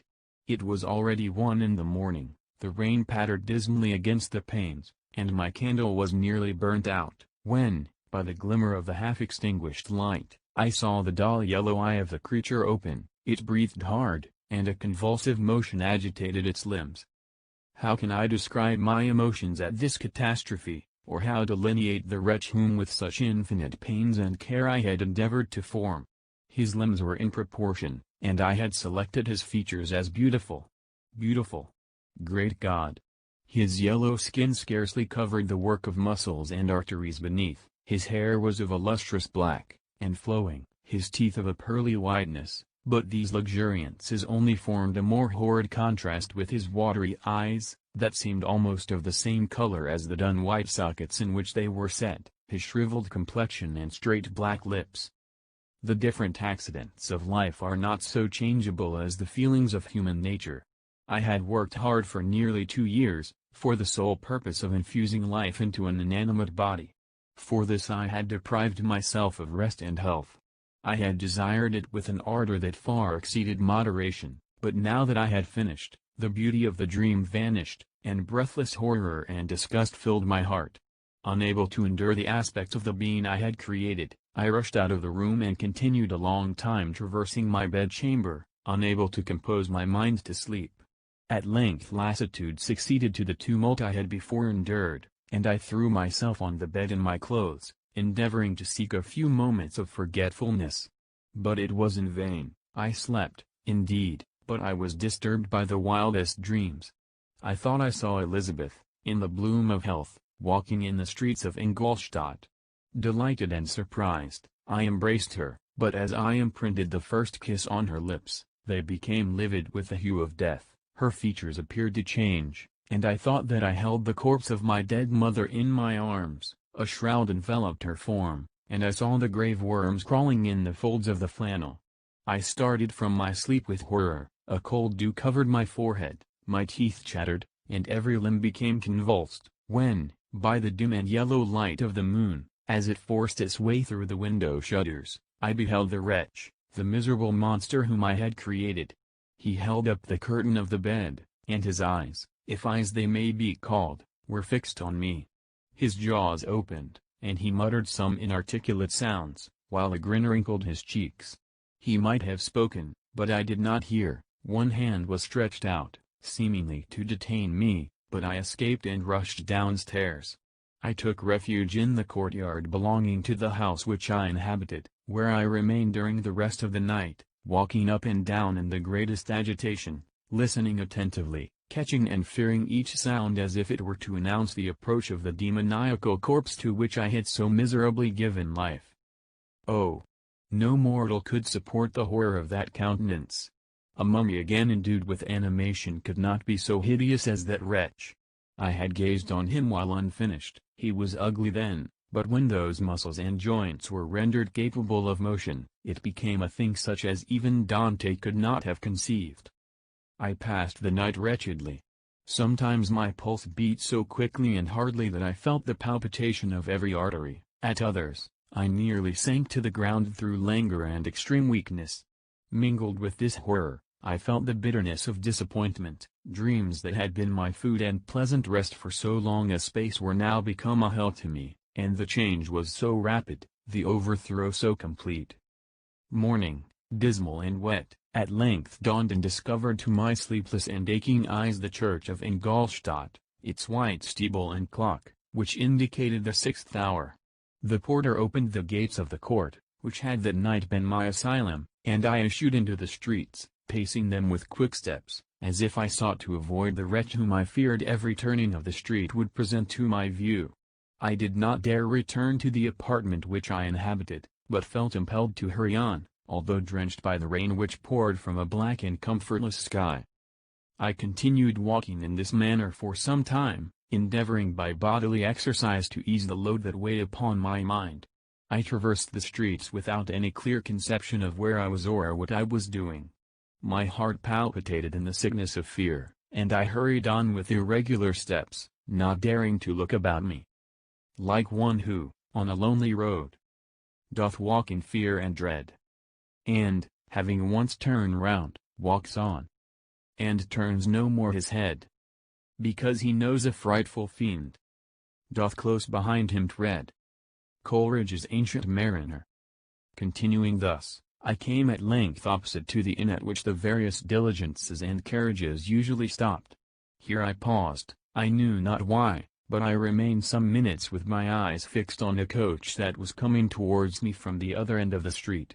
As it drew nearer I observed that it was the Swiss diligence. It stopped just where I was standing, and on the door being opened, I perceived Henry Clerval, who, on seeing me, instantly sprung out. "My dear Frankenstein," exclaimed he, "how glad I am to see you! How fortunate that you should be here at the very moment of my alighting!" Nothing could equal my delight on seeing Clerval. His presence brought back to my thoughts my father, Elizabeth, and all those scenes of home so dear to my recollection. I grasped his hand, and in a moment forgot my horror and misfortune. I felt suddenly, and for the first time during many months, calm and serene joy. I welcomed my friend, therefore, in the most cordial manner, and we walked towards my college. Clerval continued talking for some time about our mutual friends and his own good fortune in being permitted to come to Ingolstadt.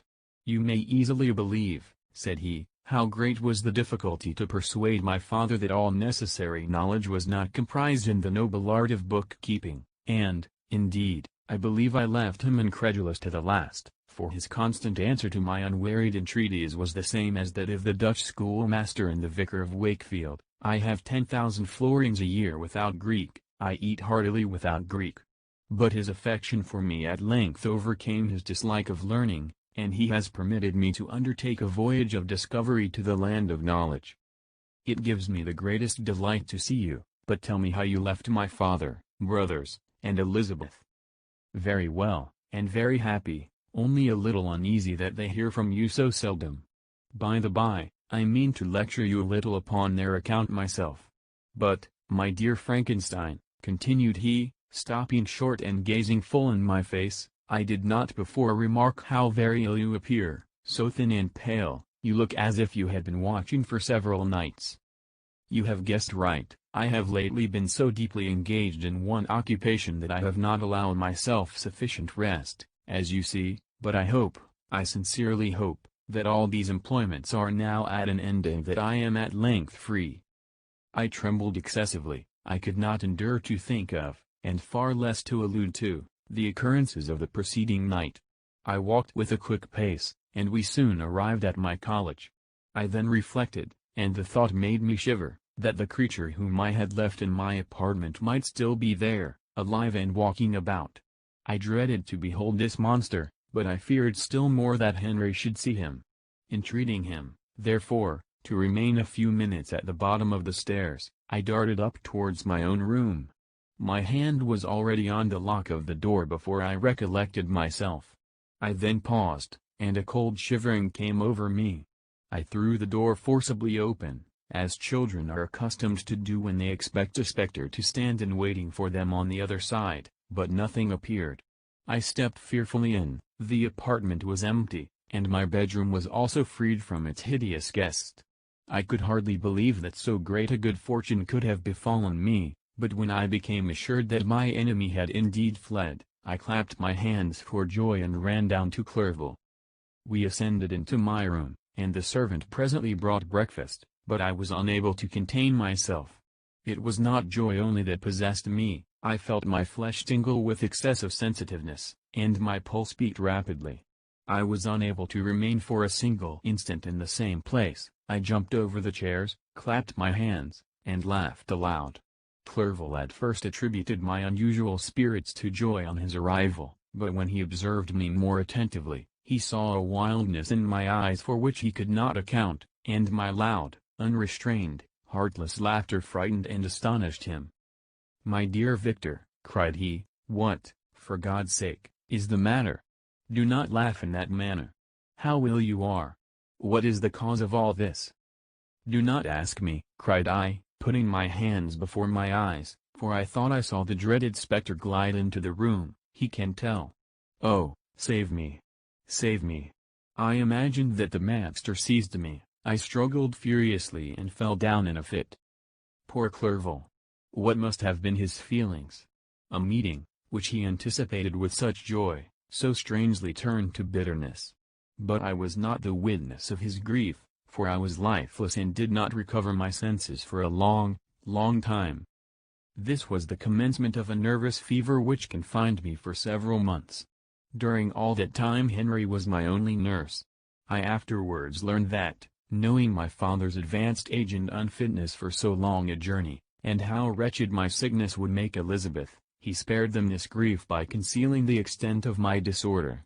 He knew that I could not have a more kind and attentive nurse than himself, and, firm in the hope he felt of my recovery, he did not doubt that, instead of doing harm, he performed the kindest action that he could towards them. But I was in reality very ill, and surely nothing but the unbounded and unremitting attentions of my friend could have restored me to life. The form of the monster on whom I had bestowed existence was forever before my eyes, and I raved incessantly concerning him. Doubtless my words surprised Henry. He at first believed them to be the wanderings of my disturbed imagination, but the pertinacity with which I continually recurred to the same subject persuaded him that my disorder indeed owed its origin to some uncommon and terrible event. By very slow degrees, and with frequent relapses that alarmed and grieved my friend, I recovered. I remember the first time I became capable of observing outward objects with any kind of pleasure. I perceived that the fallen leaves had disappeared and that the young buds were shooting forth from the trees that shaded my window. It was a divine spring, and the season contributed greatly to my convalescence. I felt also sentiments of joy and affection revive in my bosom, my gloom disappeared, and in a short time I became as cheerful as before I was attacked by the fatal passion. "Dearest Clerval," exclaimed I, "how kind, how very good you are to me!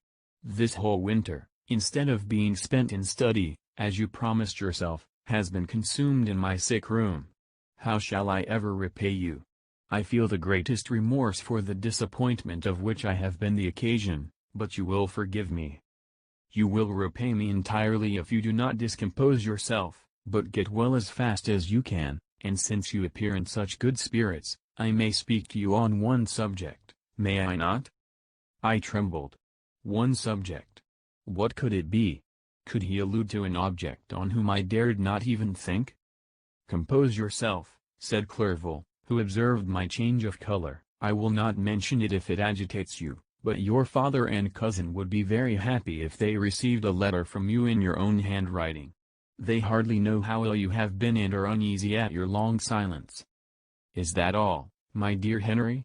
How could you suppose that my first thought would not fly towards those dear friends whom I love and who are so deserving of my love? If this is your present temper, my friend, you will perhaps be glad to see a letter that has been lying here some days for you. It is from your cousin, I believe." Chapter 6. Clerval then put the following letter into my hands. It was from my own Elizabeth.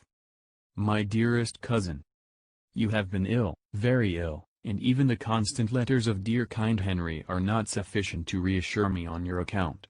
You are forbidden to write, to hold a pen, yet one word from you, dear Victor, is necessary to calm our apprehensions. For a long time I have thought that each post would bring this line, and my persuasions have restrained my uncle from undertaking a journey to Ingolstadt. I have prevented his encountering the inconveniences and perhaps dangers of so long a journey, yet how often have I regretted not being able to perform it myself. I figure to myself that the task of attending on your sickbed has devolved on some mercenary old nurse, who could never guess your wishes nor minister to them with the care and affection of your poor cousin. Yet that is over now. Clerval writes that indeed you are getting better. I eagerly hope that you will confirm this intelligence soon in your own handwriting. Get well, and return to us. You will find a happy, cheerful home and friends who love you dearly. Your father's health is vigorous, and he asks but to see you, but to be assured that you are well, and not a care will ever cloud his benevolent countenance. How pleased you would be to remark the improvement of our Ernest. He is now 16 and full of activity and spirit. He is desirous to be a true Swiss and to enter into foreign service, but we cannot part with him, at least until his elder brother returns to us. My uncle is not pleased with the idea of a military career in a distant country, but Ernest never had your powers of application. He looks upon study as an odious fetter. His time is spent in the open air, climbing the hills or rowing on the lake. I fear that he will become an idler unless we yield the point and permit him to enter on the profession which he has selected. Little alteration, except the growth of our dear children, has taken place since you left us. The blue lake and snow-clad mountains, they never change, and I think our placid home and our contented hearts are regulated by the same immutable laws. My trifling occupations take up my time and amuse me, and I am rewarded for any exertions by seeing none but happy, kind faces around me. Since you left us, but one change has taken place in our little household. Do you remember on what occasion Justine Moritz entered our family? Probably you do not. I will relate her history, therefore in a few words. Madame Moritz, her mother, was a widow with 4 children, of whom Justine was the third. This girl had always been the favorite of her father, but through a strange perversity, her mother could not endure her, and after the death of M. Moritz, treated her very ill. My aunt observed this, and when Justine was 12 years of age, prevailed on her mother to allow her to live at our house. The republican institutions of our country have produced simpler and happier manners than those which prevail in the great monarchies that surround it. Hence there is less distinction between the several classes of its inhabitants, and the lower orders, being neither so poor nor so despised, their manners are more refined and moral. A servant in Geneva does not mean the same thing as a servant in France and England. Justine, thus received in our family, learned the duties of a servant, a condition which, in our fortunate country, does not include the idea of ignorance and a sacrifice of the dignity of a human being. Justine, you may remember, was a great favorite of yours, and I recollect you once remarked that if you were in an ill humor, one glance from Justine could dissipate it, for the same reason that Ariosto gives concerning the beauty of Angelica. She looked so frank-hearted and happy. My aunt conceived a great attachment for her, by which she was induced to give her an education superior to that which she had at first intended. This benefit was fully repaid. Justine was the most grateful little creature in the world. I do not mean that she made any professions. I never heard one pass her lips, but you could see by her eyes that she almost adored her protectress. Although her disposition was gay and in many respects inconsiderate, yet she paid the greatest attention to every gesture of my aunt. She thought her the model of all excellence and endeavored to imitate her phraseology and manners, so that even now she often reminds me of her. When my dearest aunt died, everyone was too much occupied in their own grief to notice poor Justine, who had attended her during her illness with the most anxious affection. Poor Justine was very ill, but other trials were reserved for her. One by one, her brothers and sister died, and her mother, with the exception of her neglected daughter, was left childless. The conscience of the woman was troubled, she began to think that the deaths of her favorites was a judgment from heaven to chastise her partiality. She was a Roman Catholic, and I believe her confessor confirmed the idea which she had conceived. Accordingly, a few months after your departure for Ingolstadt, Justine was called home by her repentant mother. Poor girl! She wept when she quitted our house. She was much altered since the death of my aunt. Grief had given softness and a winning mildness to her manners, which had before been remarkable for vivacity. Nor was her residence at her mother's house of a nature to restore her gaiety. The poor woman was very vacillating in her repentance. She sometimes begged Justine to forgive her unkindness, but much oftener accused her of having caused the deaths of her brothers and sister. Perpetual fretting at length threw Madame Moritz into a decline, which at first increased her irritability, but she is now at peace forever. She died on the first approach of cold weather, at the beginning of this last winter. Justine has just returned to us, and I assure you I love her tenderly. She is very clever and gentle, and extremely pretty. As I mentioned before, her mien and her expression continually remind me of my dear aunt. I must say also a few words to you, my dear cousin, of little darling William. I wish you could see him. He is very tall of his age, with sweet laughing blue eyes, dark eyelashes, and curling hair. When he smiles, 2 little dimples appear on each cheek, which are rosy with health. He has already had 1 or 2 little wives, but Louisa Byron is his favorite, a pretty little girl of 5 years of age. Now, dear Victor, I dare say you wish to be indulged in a little gossip concerning the good people of Geneva. The pretty Miss Mansfield has already received the congratulatory visits on her approaching marriage with a young Englishman, John Melbourne, Esquire. Her ugly sister, Manon, married M. Duvillard, the rich banker, last autumn. Your favorite schoolfellow, Louis Manoyer, has suffered several misfortunes since the departure of Clerval from Geneva. But he has already recovered his spirits, and is reported to be on the point of marrying a lively pretty Frenchwoman, Madame Tavernier. She is a widow, and much older than Manoyer, but she is very much admired, and a favorite with everybody.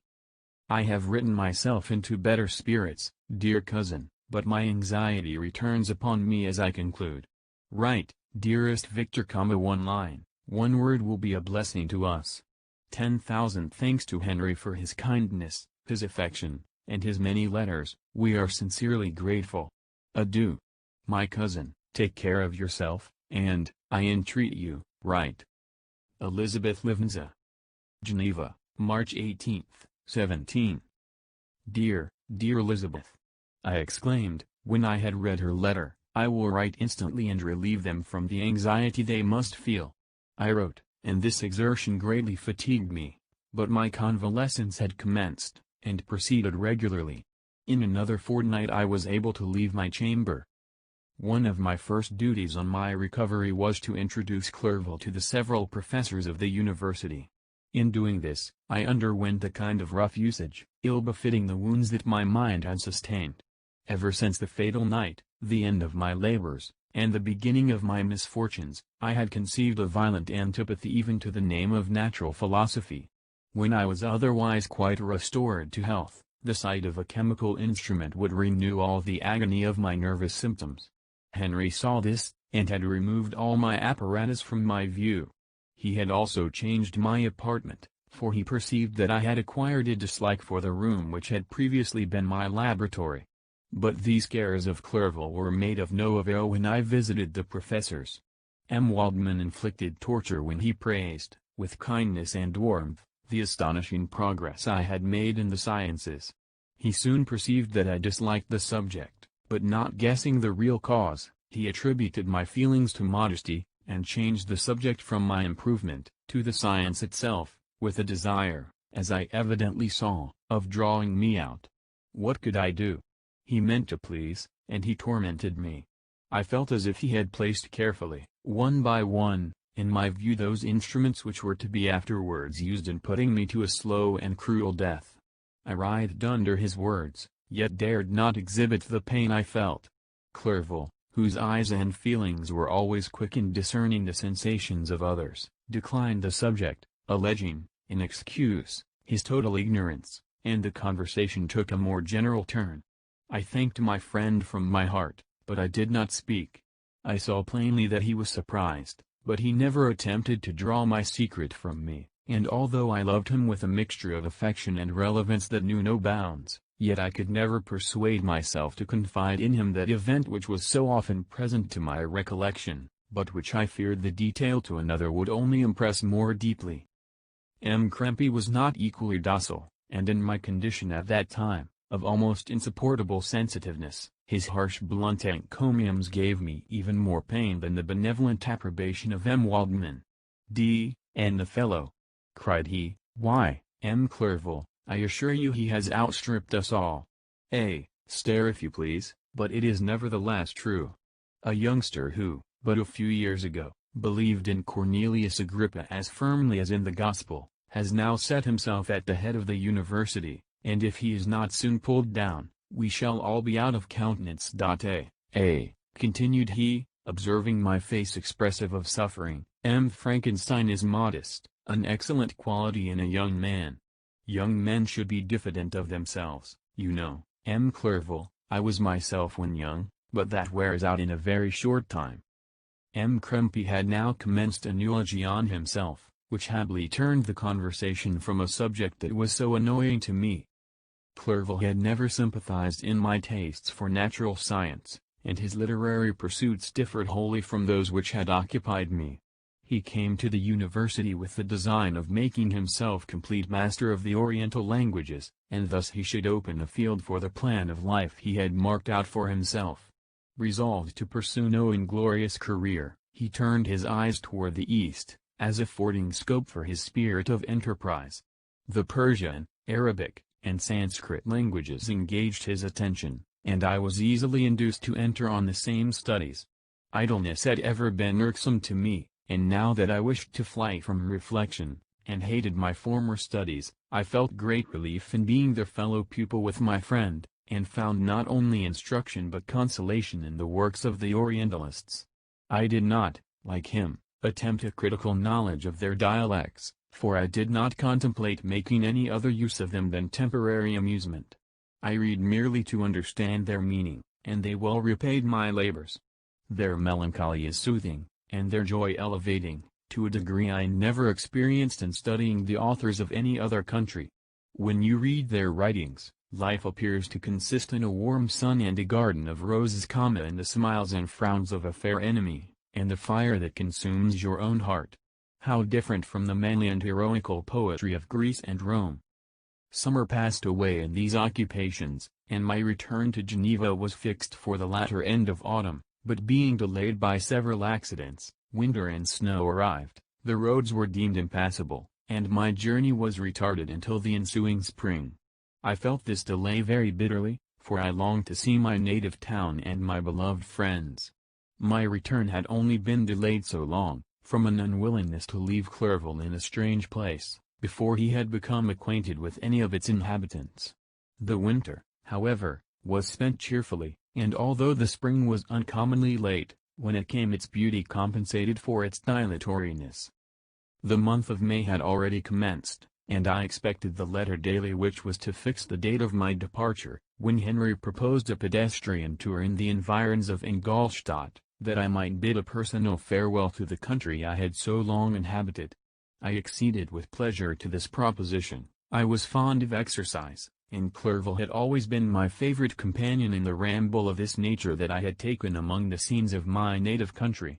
We passed a fortnight in these perambulations. My health and spirits had long been restored, and they gained additional strength from the salubrious air I breathed, the natural incidents of our progress, and the conversation of my friend.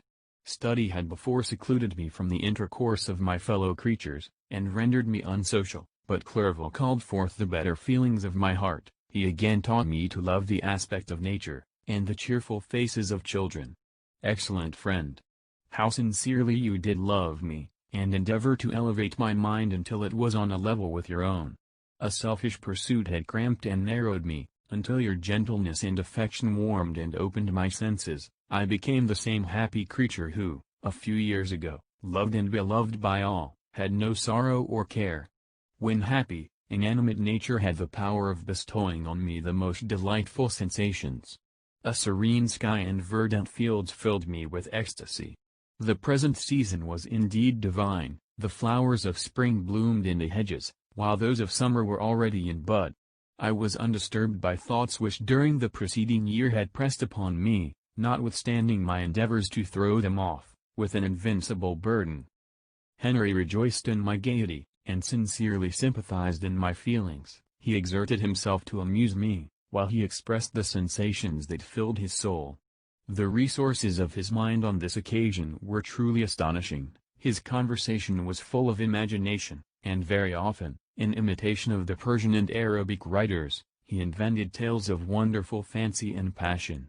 At other times he repeated my favorite poems, or drew me out into arguments, which he supported with great ingenuity. We returned to our college on a Sunday afternoon. The peasants were dancing, and every one we met appeared gay and happy. My own spirits were high, and I bounded along with feelings of unbridled joy and hilarity. Chapter 7. On my return, I found the following letter from my father. My dear Victor, you have probably waited impatiently for a letter to fix the date of your return to us, and I was at first tempted to write only a few lines, merely mentioning the day on which I should expect you. But that would be a cruel kindness, and I dare not do it.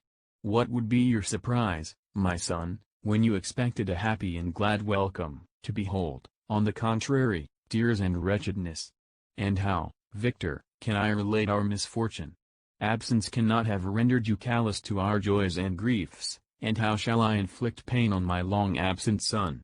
I wish to prepare you for the woeful news, but I know it is impossible. Even now your eye skims over the page to seek the words which are to convey to you the horrible tidings. William is dead! That sweet child, whose smiles delighted and warmed my heart, who was so gentle, yet so gay. Victor, he is murdered. I will not attempt to console you, but will simply relate the circumstances of the transaction. Last Thursday, May 7th, I, my niece, and your 2 brothers, went to walk in Plain Palais. The evening was warm and serene, and we prolonged our walk farther than usual. It was already dusk before we thought of returning, and then we discovered that William and Ernest, who had gone on before, were not to be found. We accordingly rested on a seat until they should return. Presently Ernest came, and inquired if we had seen his brother. He said, that he had been playing with him, that William had run away to hide himself, and that he vainly sought for him, and afterwards waited for a long time, but that he did not return. This account rather alarmed us, and we continued to search for him until night fell, when Elizabeth conjectured that he might have returned to the house. He was not there. We returned again, with torches, for I could not rest, when I thought that my sweet boy had lost himself, and was exposed to all the damps and dews of night. Elizabeth also suffered extreme anguish. About 5 in the morning I discovered my lovely boy, whom the night before I had seen blooming and active in health, stretched on the grass livid and motionless. The print of the murderer's finger was on his neck. He was conveyed home, and the anguish that was visible in my countenance betrayed the secret to Elizabeth. She was very earnest to see the corpse. At first I attempted to prevent her, but she persisted, and entering the room where it lay, hastily examined the neck of the victim, and clasping her hands exclaimed, "O God! I have murdered my darling child." She fainted, and was restored with extreme difficulty. When she again lived, it was only to weep and sigh. She told me, that same evening William had teased her to let him wear a very valuable miniature that she possessed of your mother. This picture is gone, and was doubtless the temptation which urged the murderer to the deed. We have no trace of him at present, although our exertions to discover him are unremitted, but they will not restore my beloved William. Come, dearest Victor, you alone can console Elizabeth. She weeps continually, and accuses herself unjustly as the cause of his death. Her words pierce my heart.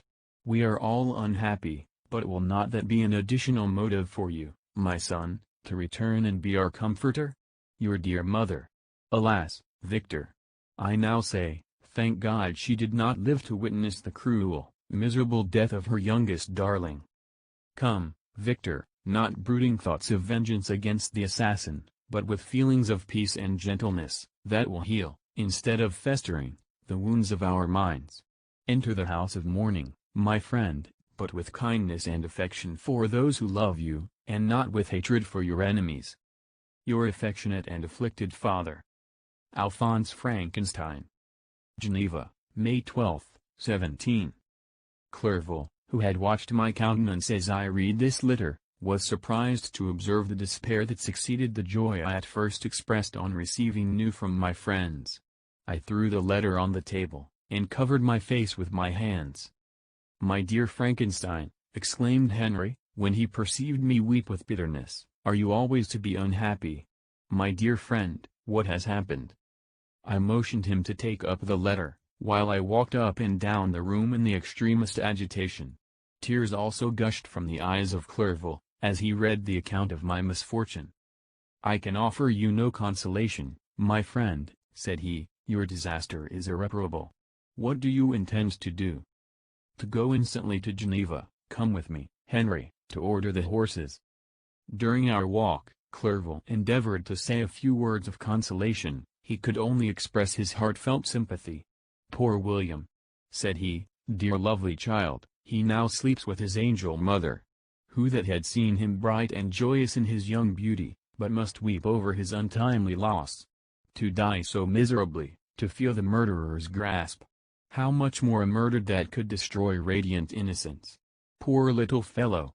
One only consolation have we, his friends mourn and weep, but he is at rest. The pang is over, his sufferings are at an end forever. A sod covers his gentle form, and he knows no pain. He can no longer be a subject for pity, we must reserve that for his miserable survivors."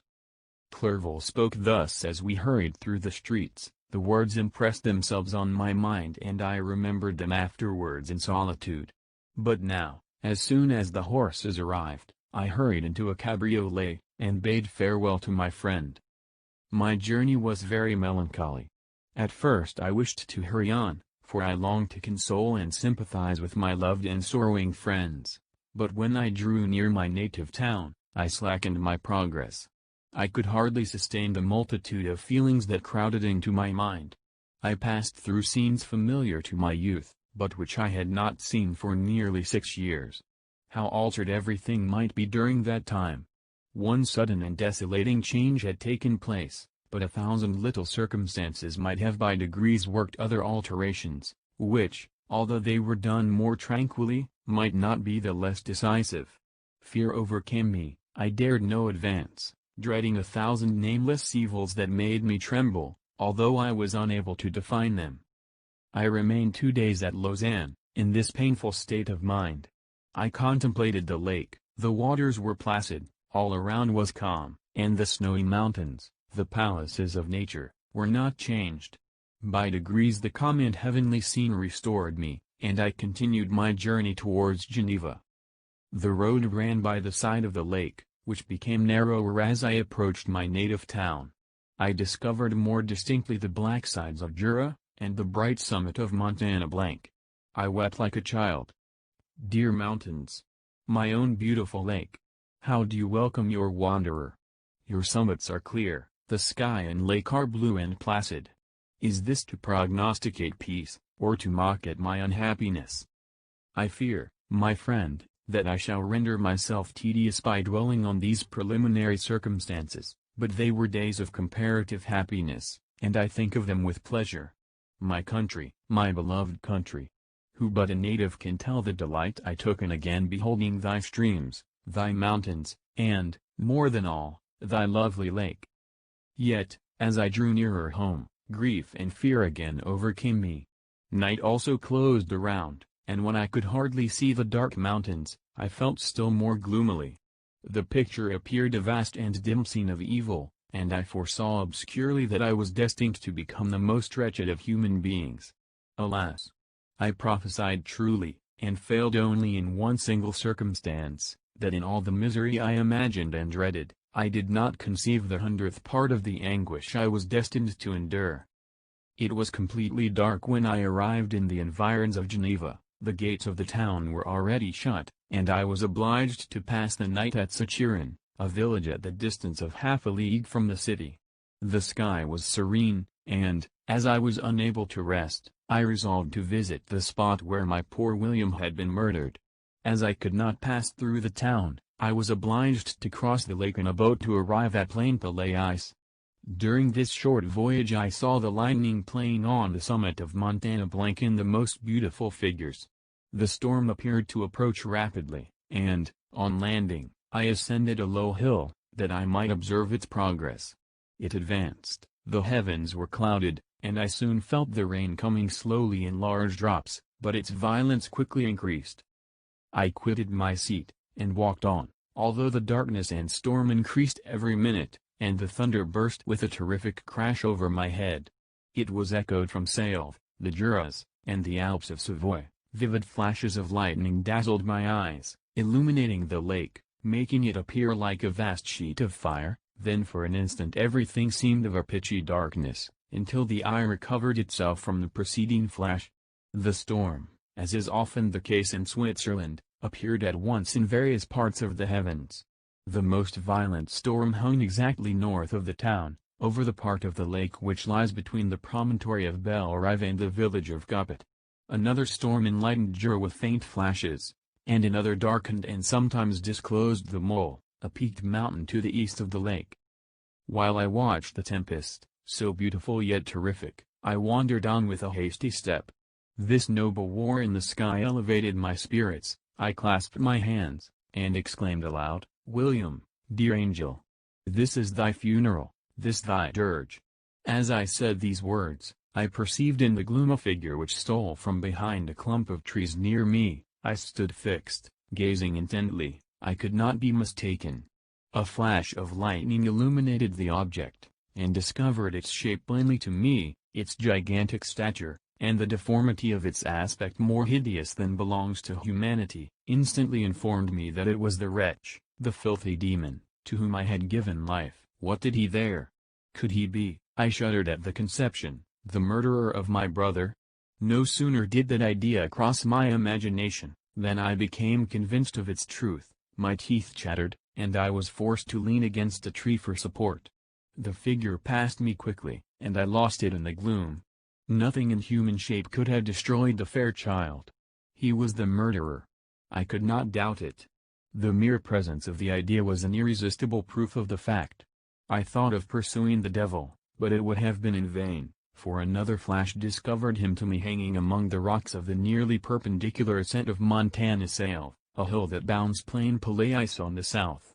He soon reached the summit, and disappeared. I remained motionless. The thunder ceased, but the rain still continued, and the scene was enveloped in an impenetrable darkness. I revolved in my mind the events which I had until now sought to forget, the whole train of my progress toward the creation, the appearance of the works of my own hands at my bedside, its departure. 2 years had now nearly elapsed since the night on which he first received life, and was this his first crime? Alas! I had turned loose into the world a depraved wretch, whose delight was in carnage and misery. Had he not murdered my brother? No one can conceive the anguish I suffered during the remainder of the night, which I spent, cold and wet, in the open air. But I did not feel the inconvenience of the weather. My imagination was busy in scenes of evil and despair. I considered the being whom I had cast among mankind, and endowed with the will and power to effect purposes of horror, such as the deed which he had now done, nearly in the light of my own vampire, my own spirit let loose from the grave, and forced to destroy all that was dear to me. Day dawned, and I directed my steps towards the town. The gates were open, and I hastened to my father's house. My first thought was to discover what I knew of the murderer, and cause instant pursuit to be made. But I paused when I reflected on the story that I had to tell. A being whom I myself had formed, and endued with life, had met me at midnight among the precipices of an inaccessible mountain. I remembered also the nervous fever with which I had been seized just at the time that I dated my creation, and which would give an air of delirium to a tale otherwise so utterly improbable. I well knew that if any other had communicated such a relation to me, I should have looked upon it as the ravings of insanity. Besides, the strange nature of the animal would elude all pursuit, even if I were so far credited as to persuade my relatives to commence it. And then of what use would be pursuit? Who could arrest a creature capable of scaling the overhanging sides of Montana Salve? These reflections determined me, and I resolved to remain silent.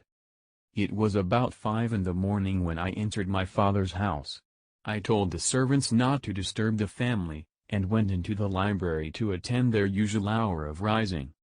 6 years had elapsed, passed in a dream but for one indelible trace, and I stood in the same place where I had last embraced my father before my departure for Ingolstadt. Beloved and venerable parent! He still remained to me. I gazed on the picture of my mother, which stood over the mantelpiece. It was an historical subject, painted at my father's desire, and represented Caroline Beaufort in an agony of despair, kneeling by the coffin of her dead father. Her garb was rustic, and her cheek pale, but there was an air of dignity and beauty, that hardly permitted the sentiment of pity. Below this picture was a miniature of William, and my tears flowed when I looked upon it. While I was thus engaged, Ernest entered. He had heard me arrive, and hastened to welcome me. "Welcome, my dearest Victor," said he. "Ah! I wish you had come 3 months ago, and then you would have found us all joyous and delighted. You come to us now to share a misery which nothing can alleviate, yet your presence will, I hope, revive our father, who seems sinking under his misfortune, and your persuasions will induce poor Elizabeth to cease her vain and tormenting self-accusations. Poor William! He was our darling and our pride." Tears, unrestrained, fell from my brother's eyes. A sense of mortal agony crept over my frame. Before, I had only imagined the wretchedness of my desolated home. The reality came on me as a new, and a not less terrible, disaster. I tried to calm Ernest. I inquired more minutely concerning my father, and here I named my cousin. "She most of all," said Ernest, "requires consolation. She accused herself of having caused the death of my brother, and that made her very wretched. But since the murderer has been discovered—" "The murderer discovered? Good God! How can that be? Who could attempt to pursue him? It is impossible. One might as well try to overtake the winds, or confine a mountain stream with a straw. I saw him too. He was free last night." "I do not know what you mean," replied my brother, in accents of wonder, "but to us the discovery we have made completes our misery. No one would believe it at first, and even now Elizabeth will not be convinced, notwithstanding all the evidence. Indeed, who would credit that Justine Moritz, who was so amiable, and fond of all the family, could suddenly become so capable of so frightful, so appalling a crime? Justine Moritz! Poor girl, is she the accused? But it is wrongfully, every one knows that, no one believes it, surely, Ernest? No one did at first, but several circumstances came out, that have almost forced conviction upon us, and her own behavior has been so confused, as to add to the evidence of facts away that, I fear, leaves no hope for doubt. But she will be tried today, and you will then hear all." He then related that, the morning on which the murder of poor William had been discovered, Justine had been taken ill, and confined to her bed for several days. During this interval, one of the servants, happening to examine the apparel she had worn on the night of the murder, had discovered in her pocket the picture of my mother, which had been judged to be the temptation of the murderer. The servant instantly showed it to one of the others, who, without saying a word to any of the family, went to a magistrate, and, upon their deposition, Justine was apprehended. On being charged with the fact, the poor girl confirmed the suspicion in a great measure by her extreme confusion of manner.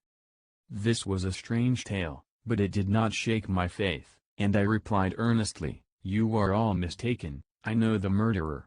Justine, poor, good Justine, is innocent." At that instant my father entered. I saw unhappiness deeply impressed on his countenance, but he endeavored to welcome me cheerfully, and, after we had exchanged our mournful greeting, would have introduced some other topic than that of our disaster, had not Ernest exclaimed, "Good God, Papa! Victor says that he knows who is the murderer of poor William." "We do also, unfortunately," replied my father, for indeed I had rather have been forever ignorant than have discovered so much depravity and ingratitude in one I valued so highly. My dear father, you are mistaken. Justine is innocent. If she is, God forbid that she should suffer as guilty. She is to be tried today, and I sincerely hope, that she will be acquitted. This speech calmed me. I was firmly convinced in my own mind that Justine, and indeed every human being, was guiltless of this murder. I had no fear, therefore, that any circumstantial evidence could be brought forward strong enough to convict her. My tale was not one to announce publicly. Its astounding horror would be looked upon as madness by the vulgar.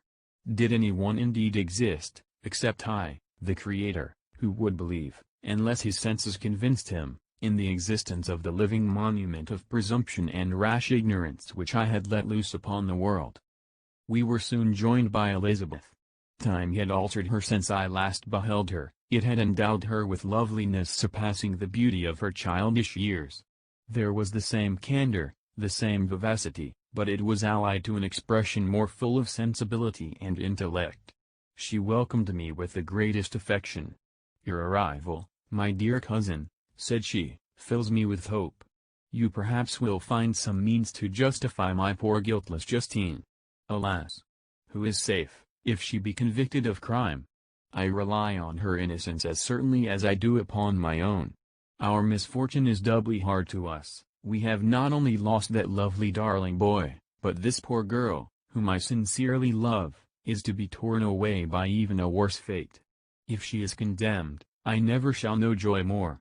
But she will not, I am sure she will not, and then I shall be happy again, even after the sad death of my little William." "She is innocent, my Elizabeth," said I, "and that shall be proved. Fear nothing, but let your spirits be cheered by the assurance of her acquittal."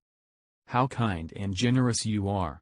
Every one else believes in her guilt, and that made me wretched, for I knew that it was impossible, and to see every one else prejudiced in so deadly a manner rendered me hopeless and despairing." She wept. "Dearest niece," said my father, "dry your tears. If she is, as you believe, innocent, rely on the justice of our laws, and the activity with which I shall prevent the slightest shadow of partiality." Chapter 8. We passed a few sad hours until 11 o'clock, when the trial was to commence. My father and the rest of the family being obliged to attend as witnesses, I accompanied them to the court. During the whole of this wretched mockery of justice I suffered living torture.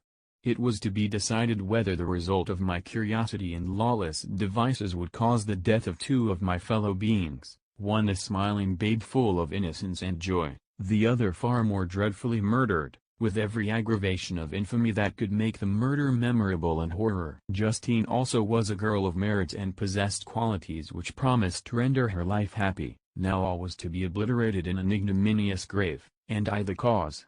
1,000 times rather would I have confessed myself guilty of the crime ascribed to Justine, but I was absent when it was committed, and such a declaration would have been considered as the ravings of a madman and would not have exculpated her who suffered through me.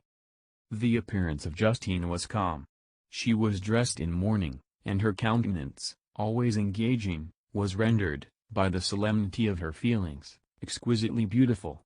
Yet she appeared confident in innocence and did not tremble, although gazed on and execrated by thousands, for all the kindness which her beauty might otherwise have excited was obliterated in the minds of the spectators by the imagination of the enormity she was supposed to have committed.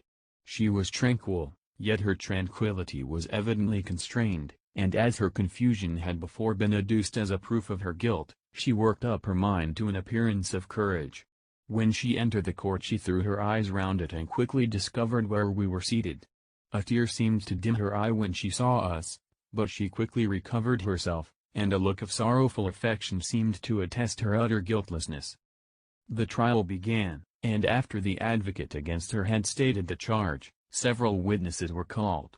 Several strange facts combined against her, which might have staggered anyone who had not such proof of her innocence as I had. She had been out the whole of the night on which the murder had been committed and towards morning had been perceived by a market woman not far from the spot where the body of the murdered child had been afterwards found. The woman asked her what she did there, but she looked very strangely and only returned a confused and unintelligible answer. She returned to the house about 8 o'clock, and when one inquired where she had passed the night, she replied that she had been looking for the child and demanded earnestly if anything had been heard concerning him. When shown the body, she fell into violent hysterics and kept her bed for several days. The picture was then produced which the servant had found in her pocket, and when Elizabeth, in a faltering voice, proved that it was the same which, an hour before the child had been missed, she had placed round his neck, a murmur of horror and indignation filled the court. Justine was called on for her defense. As the trial had proceeded, her countenance had altered. Surprise, horror, and misery were strongly expressed. Sometimes she struggled with her tears, but when she was desired to plead, she collected her powers and spoke in an audible although variable voice. "God knows," she said, "how entirely I am innocent. But I do not pretend that my protestations should acquit me. I rest my innocence on a plain and simple explanation of the facts which have been adduced against me, and I hope the character I have always borne will incline my judges to a favorable interpretation where any circumstance appears doubtful or suspicious." She then related that, by the permission of Elizabeth, she had passed the evening of the night on which the murder had been committed at the house of an aunt at Chine, a village situated at about a league from Geneva. On her return, at about 9 o'clock, she met a man who asked her if she had seen anything of the child who was lost. She was alarmed by this account and passed several hours in looking for him, when the gates of Geneva were shut, and she was forced to remain several hours of the night in a barn belonging to a cottage, being unwilling to call up the inhabitants, to whom she was well known. Most of the night she spent here watching. Towards morning she believed that she slept for a few minutes. Some steps disturbed her, and she awoke. It was dawn, and she quitted her asylum, that she might again endeavor to find my brother. If she had gone near the spot where his body lay, it was without her knowledge. That she had been bewildered when questioned by the market woman was not surprising, since she had passed a sleepless night and the fate of poor William was yet uncertain. Concerning the picture she could give no account. "I know," continued the unhappy victim, "how heavily and fatally this one circumstance weighs against me, but I have no power of explaining it, and when I have expressed my utter ignorance, I am only left to conjecture concerning the probabilities by which it might have been placed in my pocket. But here also I am checked.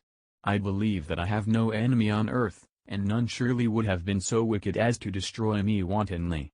Did the murderer place it there? I know of no opportunity afforded him for so doing, or, if I had, why should he have stolen the jewel, to part with it again so soon? I commit my cause to the justice of my judges, yet I see no room for hope. I beg permission to have a few witnesses examined concerning my character, and if their testimony shall not overweigh my supposed guilt, I must be condemned, although I would pledge my salvation on my innocence. Several witnesses were called who had known her for many years, and they spoke well of her, but fear and hatred of the crime of which they supposed her guilty rendered them timorous and unwilling to come forward. Elizabeth saw even this last resource, her excellent dispositions and irreproachable conduct, about to fail the accused, when, although violently agitated, she desired permission to address the court. "I am," said she, "the cousin of the unhappy child who was murdered, or rather his sister, for I was educated by and have lived with his parents ever since and even long before his birth. It may therefore be judged indecent in me to come forward on this occasion, but when I see a fellow creature about to perish through the cowardice of her pretended friends, I wish to be allowed to speak, that I may say what I know of her character. I am well acquainted with the accused. I have lived in the same house with her, at one time for 5 and at another for nearly 2 years. During all that period she appeared to me the most amiable and benevolent of human creatures.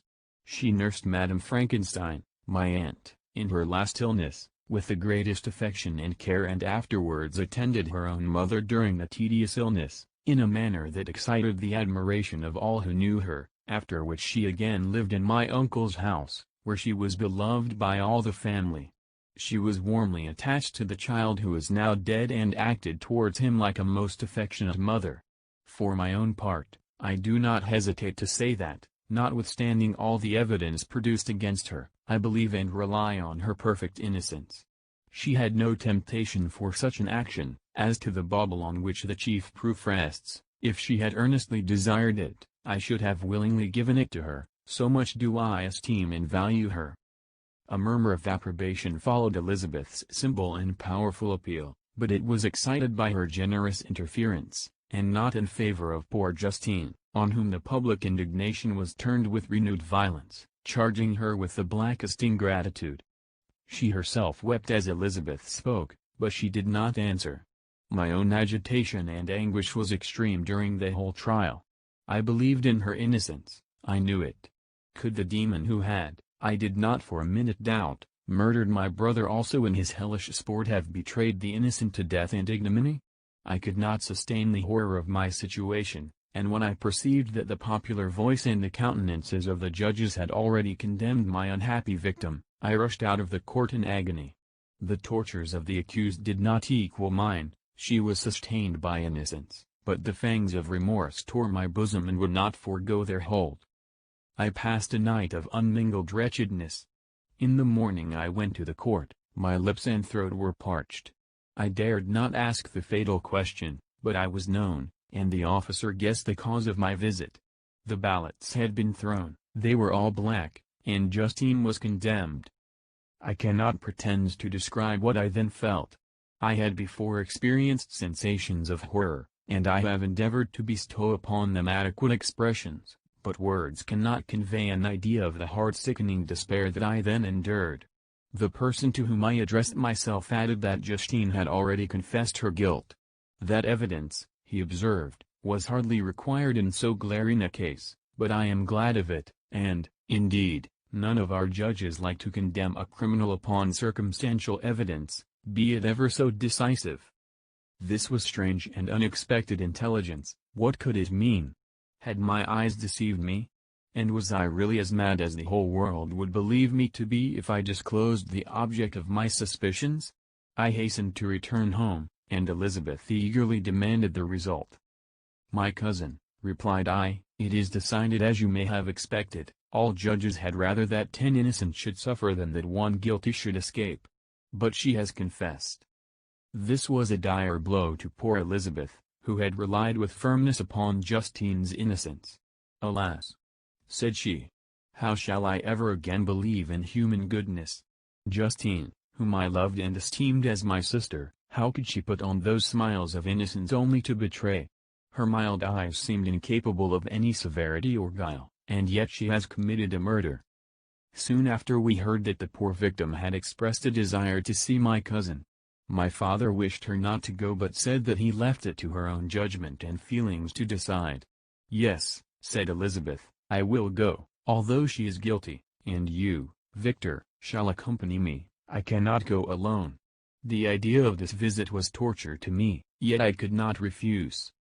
We entered the gloomy prison chamber and beheld Justine sitting on some straw at the farther end. Her hands were manacled, and her head rested on her knees. She rose on seeing us enter, and when we were left alone with her, she threw herself at the feet of Elizabeth, weeping bitterly. My cousin wept also. "Oh, Justine," said she, "why did you rob me of my last consolation? I relied on your innocence, and although I was then very wretched, I was not so miserable as I am now. And you also believe that I am so very, very wicked? Do you also join with my enemies to crush me, to condemn me as a murderer?" Her voice was suffocated with sobs. "Rise, my poor girl," said Elizabeth, "why do you kneel? If you are innocent, I am not one of your enemies. I believed you guiltless, notwithstanding every evidence, until I heard that you had yourself declared your guilt. That report, you say, is false, and be assured, dear Justine, that nothing can shake my confidence in you for a moment, but your own confession. I did confess, but I confessed a lie. I confessed, that I might obtain absolution, but now that falsehood lies heavier at my heart than all my other sins. The God of heaven forgive me. Ever since I was condemned, my confessor has besieged me, he threatened and menaced, until I almost began to think that I was the monster that he said I was. He threatened excommunication and hell-fire in my last moments if I continued obdurate. Dear lady, I had none to support me, all looked on me as a wretch doomed to ignominy and perdition. What could I do? In an evil hour I subscribed to a lie, and now only am I truly miserable."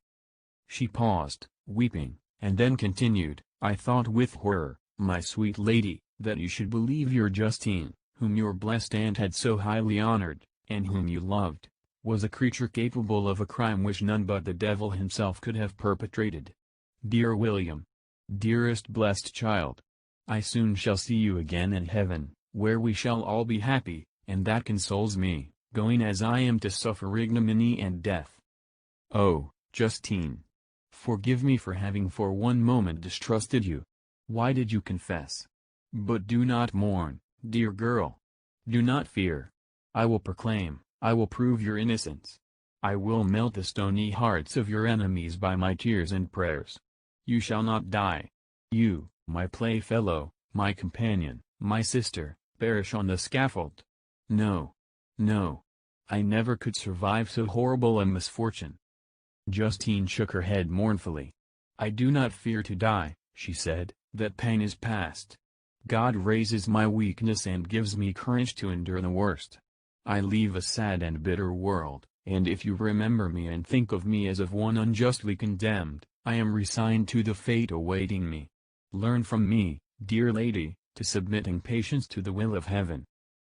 During this conversation I had retired to a corner of the prison room, where I could conceal the horrid anguish that possessed me. Despair. Who dared talk of that? The poor victim, who on the morrow was to pass the awful boundary between life and death, felt not, as I did, such deep and bitter agony. I gnashed my teeth and ground them together, uttering a groan that came from my inmost soul. Justine started. When she saw who it was, she approached me and said, "Dear sir, you are very kind to visit me. You, I hope, do not believe that I am guilty?" I could not answer. "No, Justine," said Elizabeth, "he is more convinced of your innocence than I was, for even when he heard that you had confessed, he did not credit it. I truly thank him. In these last moments I feel the sincerest gratitude towards those who think of me with kindness. How sweet is the affection of others to such a wretch as I am! It removes more than half my misfortune, and I feel as if I could die in peace now that my innocence is acknowledged by you, dear lady, and your cousin." Thus the poor sufferer tried to comfort others and herself. She indeed gained the resignation she desired. But I, the true murderer, felt the never-dying worm alive in my bosom, which allowed of no hope or consolation. Elizabeth also wept and was unhappy, but hers also was the misery of innocence, which, like a cloud that passes over the fair moon, for a while hides but cannot tarnish its brightness. Anguish and despair had penetrated into the core of my heart. I bore a hell within me which nothing could extinguish. We stayed several hours with Justine, and it was with great difficulty that Elizabeth could tear herself away. "I wish," cried she, "that I were to die with you. I cannot live in this world of misery." Justine assumed an air of cheerfulness, while she with difficulty repressed her bitter tears. She embraced Elizabeth and said in a voice of half-suppressed emotion, "Farewell, sweet lady, dearest Elizabeth, my beloved and only friend. May heaven, in its bounty, bless and preserve you. May this be the last misfortune that you will ever suffer. Live, and be happy, and make others so." And on the morrow Justine died. Elizabeth's heart-rending eloquence failed to move the judges from their settled conviction in the criminality of the saintly sufferer. My passionate and indignant appeals were lost upon them. And when I received their cold answers and heard the harsh, unfeeling reasoning of these men, my purposed avowal died away on my lips. Thus I might proclaim myself a madman, but not revoke the sentence passed upon my wretched victim. She perished on the scaffold as a murderess. From the tortures of my own heart, I turned to contemplate the deep and voiceless grief of my Elizabeth. This also was my doing. And my father's woe, and the desolation of that late so smiling home, all was the work of my thrice accursed hands. Ye weep, unhappy ones, but these are not your last tears.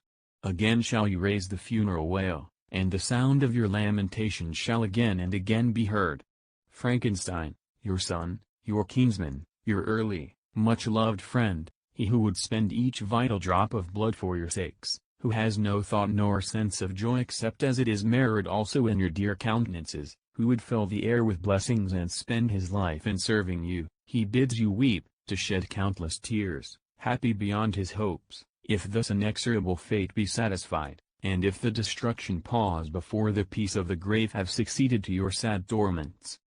Thus spoke my prophetic soul, as, torn by remorse, horror, and despair, I beheld those I loved spend vain sorrow upon the graves of William and Justine, the first hapless victims to my unhallowed arts.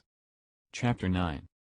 Nothing is more painful to the human mind than, after the feelings have been worked up by a quick succession of events, the dead calmness of inaction and certainty which follows and deprives the soul both of hope and fear. Justine died, she rested, and I was alive. The blood flowed freely in my veins, but a weight of despair and remorse pressed on my heart which nothing could remove. Sleep fled from my eyes, I wandered like an evil spirit, for I had committed deeds of mischief beyond description horrible, and more, much more, I persuaded myself, was yet behind. Yet my heart overflowed with kindness and the love of virtue. I had begun life with benevolent intentions and thirsted for the moment when I should put them in practice and make myself useful to my fellow beings. Now all was blasted. Instead of that serenity of conscience which allowed me to look back upon the past with self-satisfaction, and from thence to gather promise of new hopes, I was seized by remorse and the sense of guilt, which hurried me away to a hell of intense tortures such as no language can describe. This state of mind preyed upon my health, which had perhaps never entirely recovered from the first shock it had sustained. I shunned the face of man, all sound of joy or complacency was torture to me. Solitude was my only consolation, deep, dark, death-like solitude.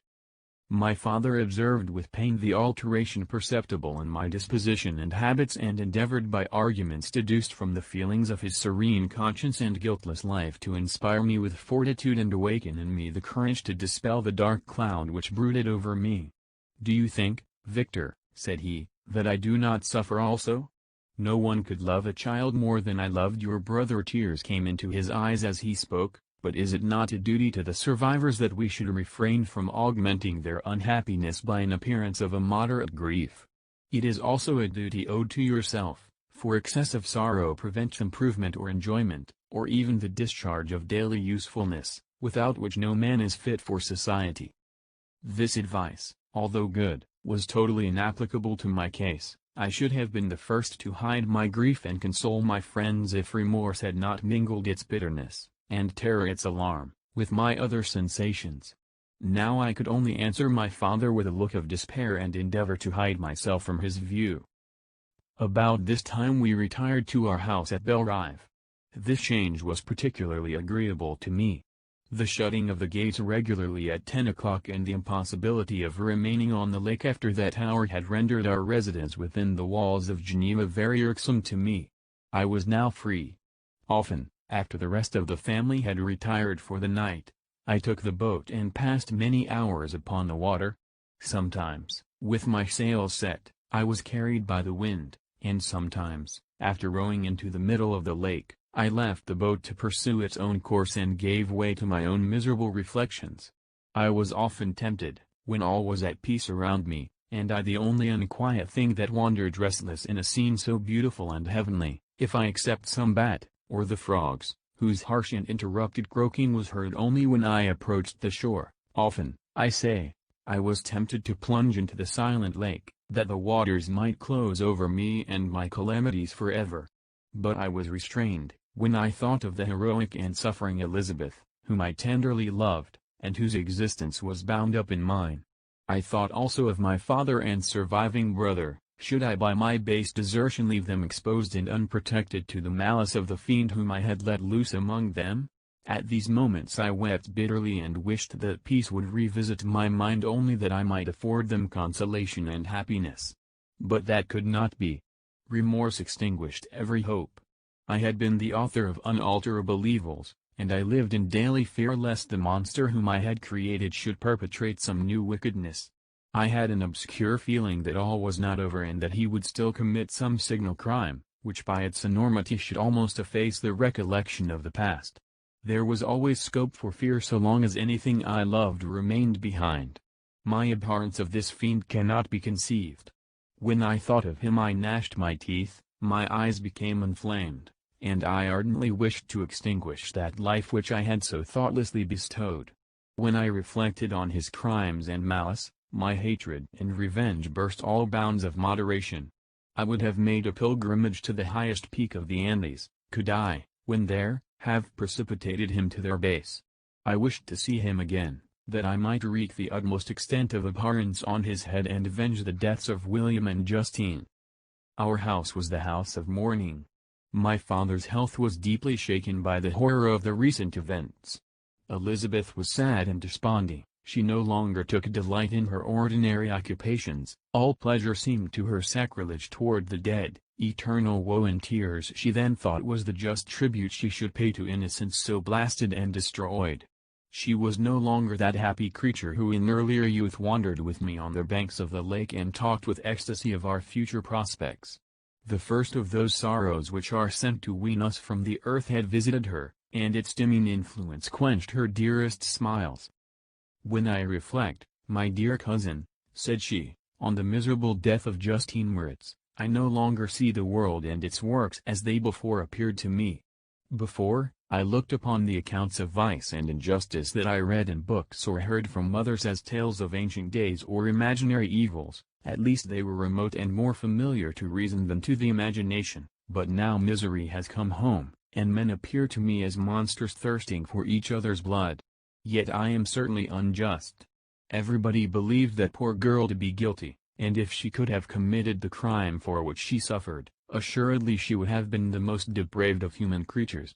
For the sake of a few jewels, to have murdered the son of her benefactor and friend, a child whom she had nursed from its birth, and appeared to love as if it had been her own. I could not consent to the death of any human being, but certainly I should have thought such a creature unfit to remain in the society of men. But she was innocent.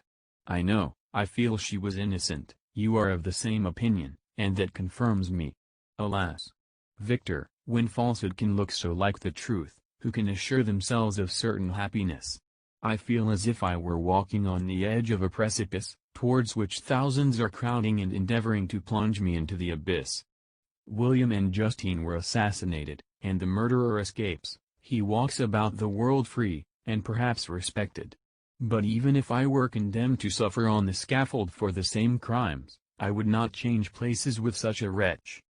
I listened to this discourse with the extremest agony. I, not indeed, but in effect, was the true murderer. Elizabeth read my anguish in my countenance, and kindly taking my hand, said, "My dearest friend, you must calm yourself. These events have affected me, God knows how deeply, but I am not so wretched as you are. There is an expression of despair, and sometimes of revenge, in your countenance that makes me tremble. Dear Victor, banish these dark passions. Remember the friends around you, who center all their hopes in you. Have we lost the power of rendering you happy? Ah! While we love, while we are true to each other, here in this land of peace and beauty, your native country, we may reap every tranquil blessing. What can disturb our peace?" And could not such words from her whom I fondly prized before every other gift of fortune suffice to chase away the fiend that lurked in my heart? Even as she spoke I drew near to her, as if in terror, lest at that very moment the destroyer had been near to rob me of her.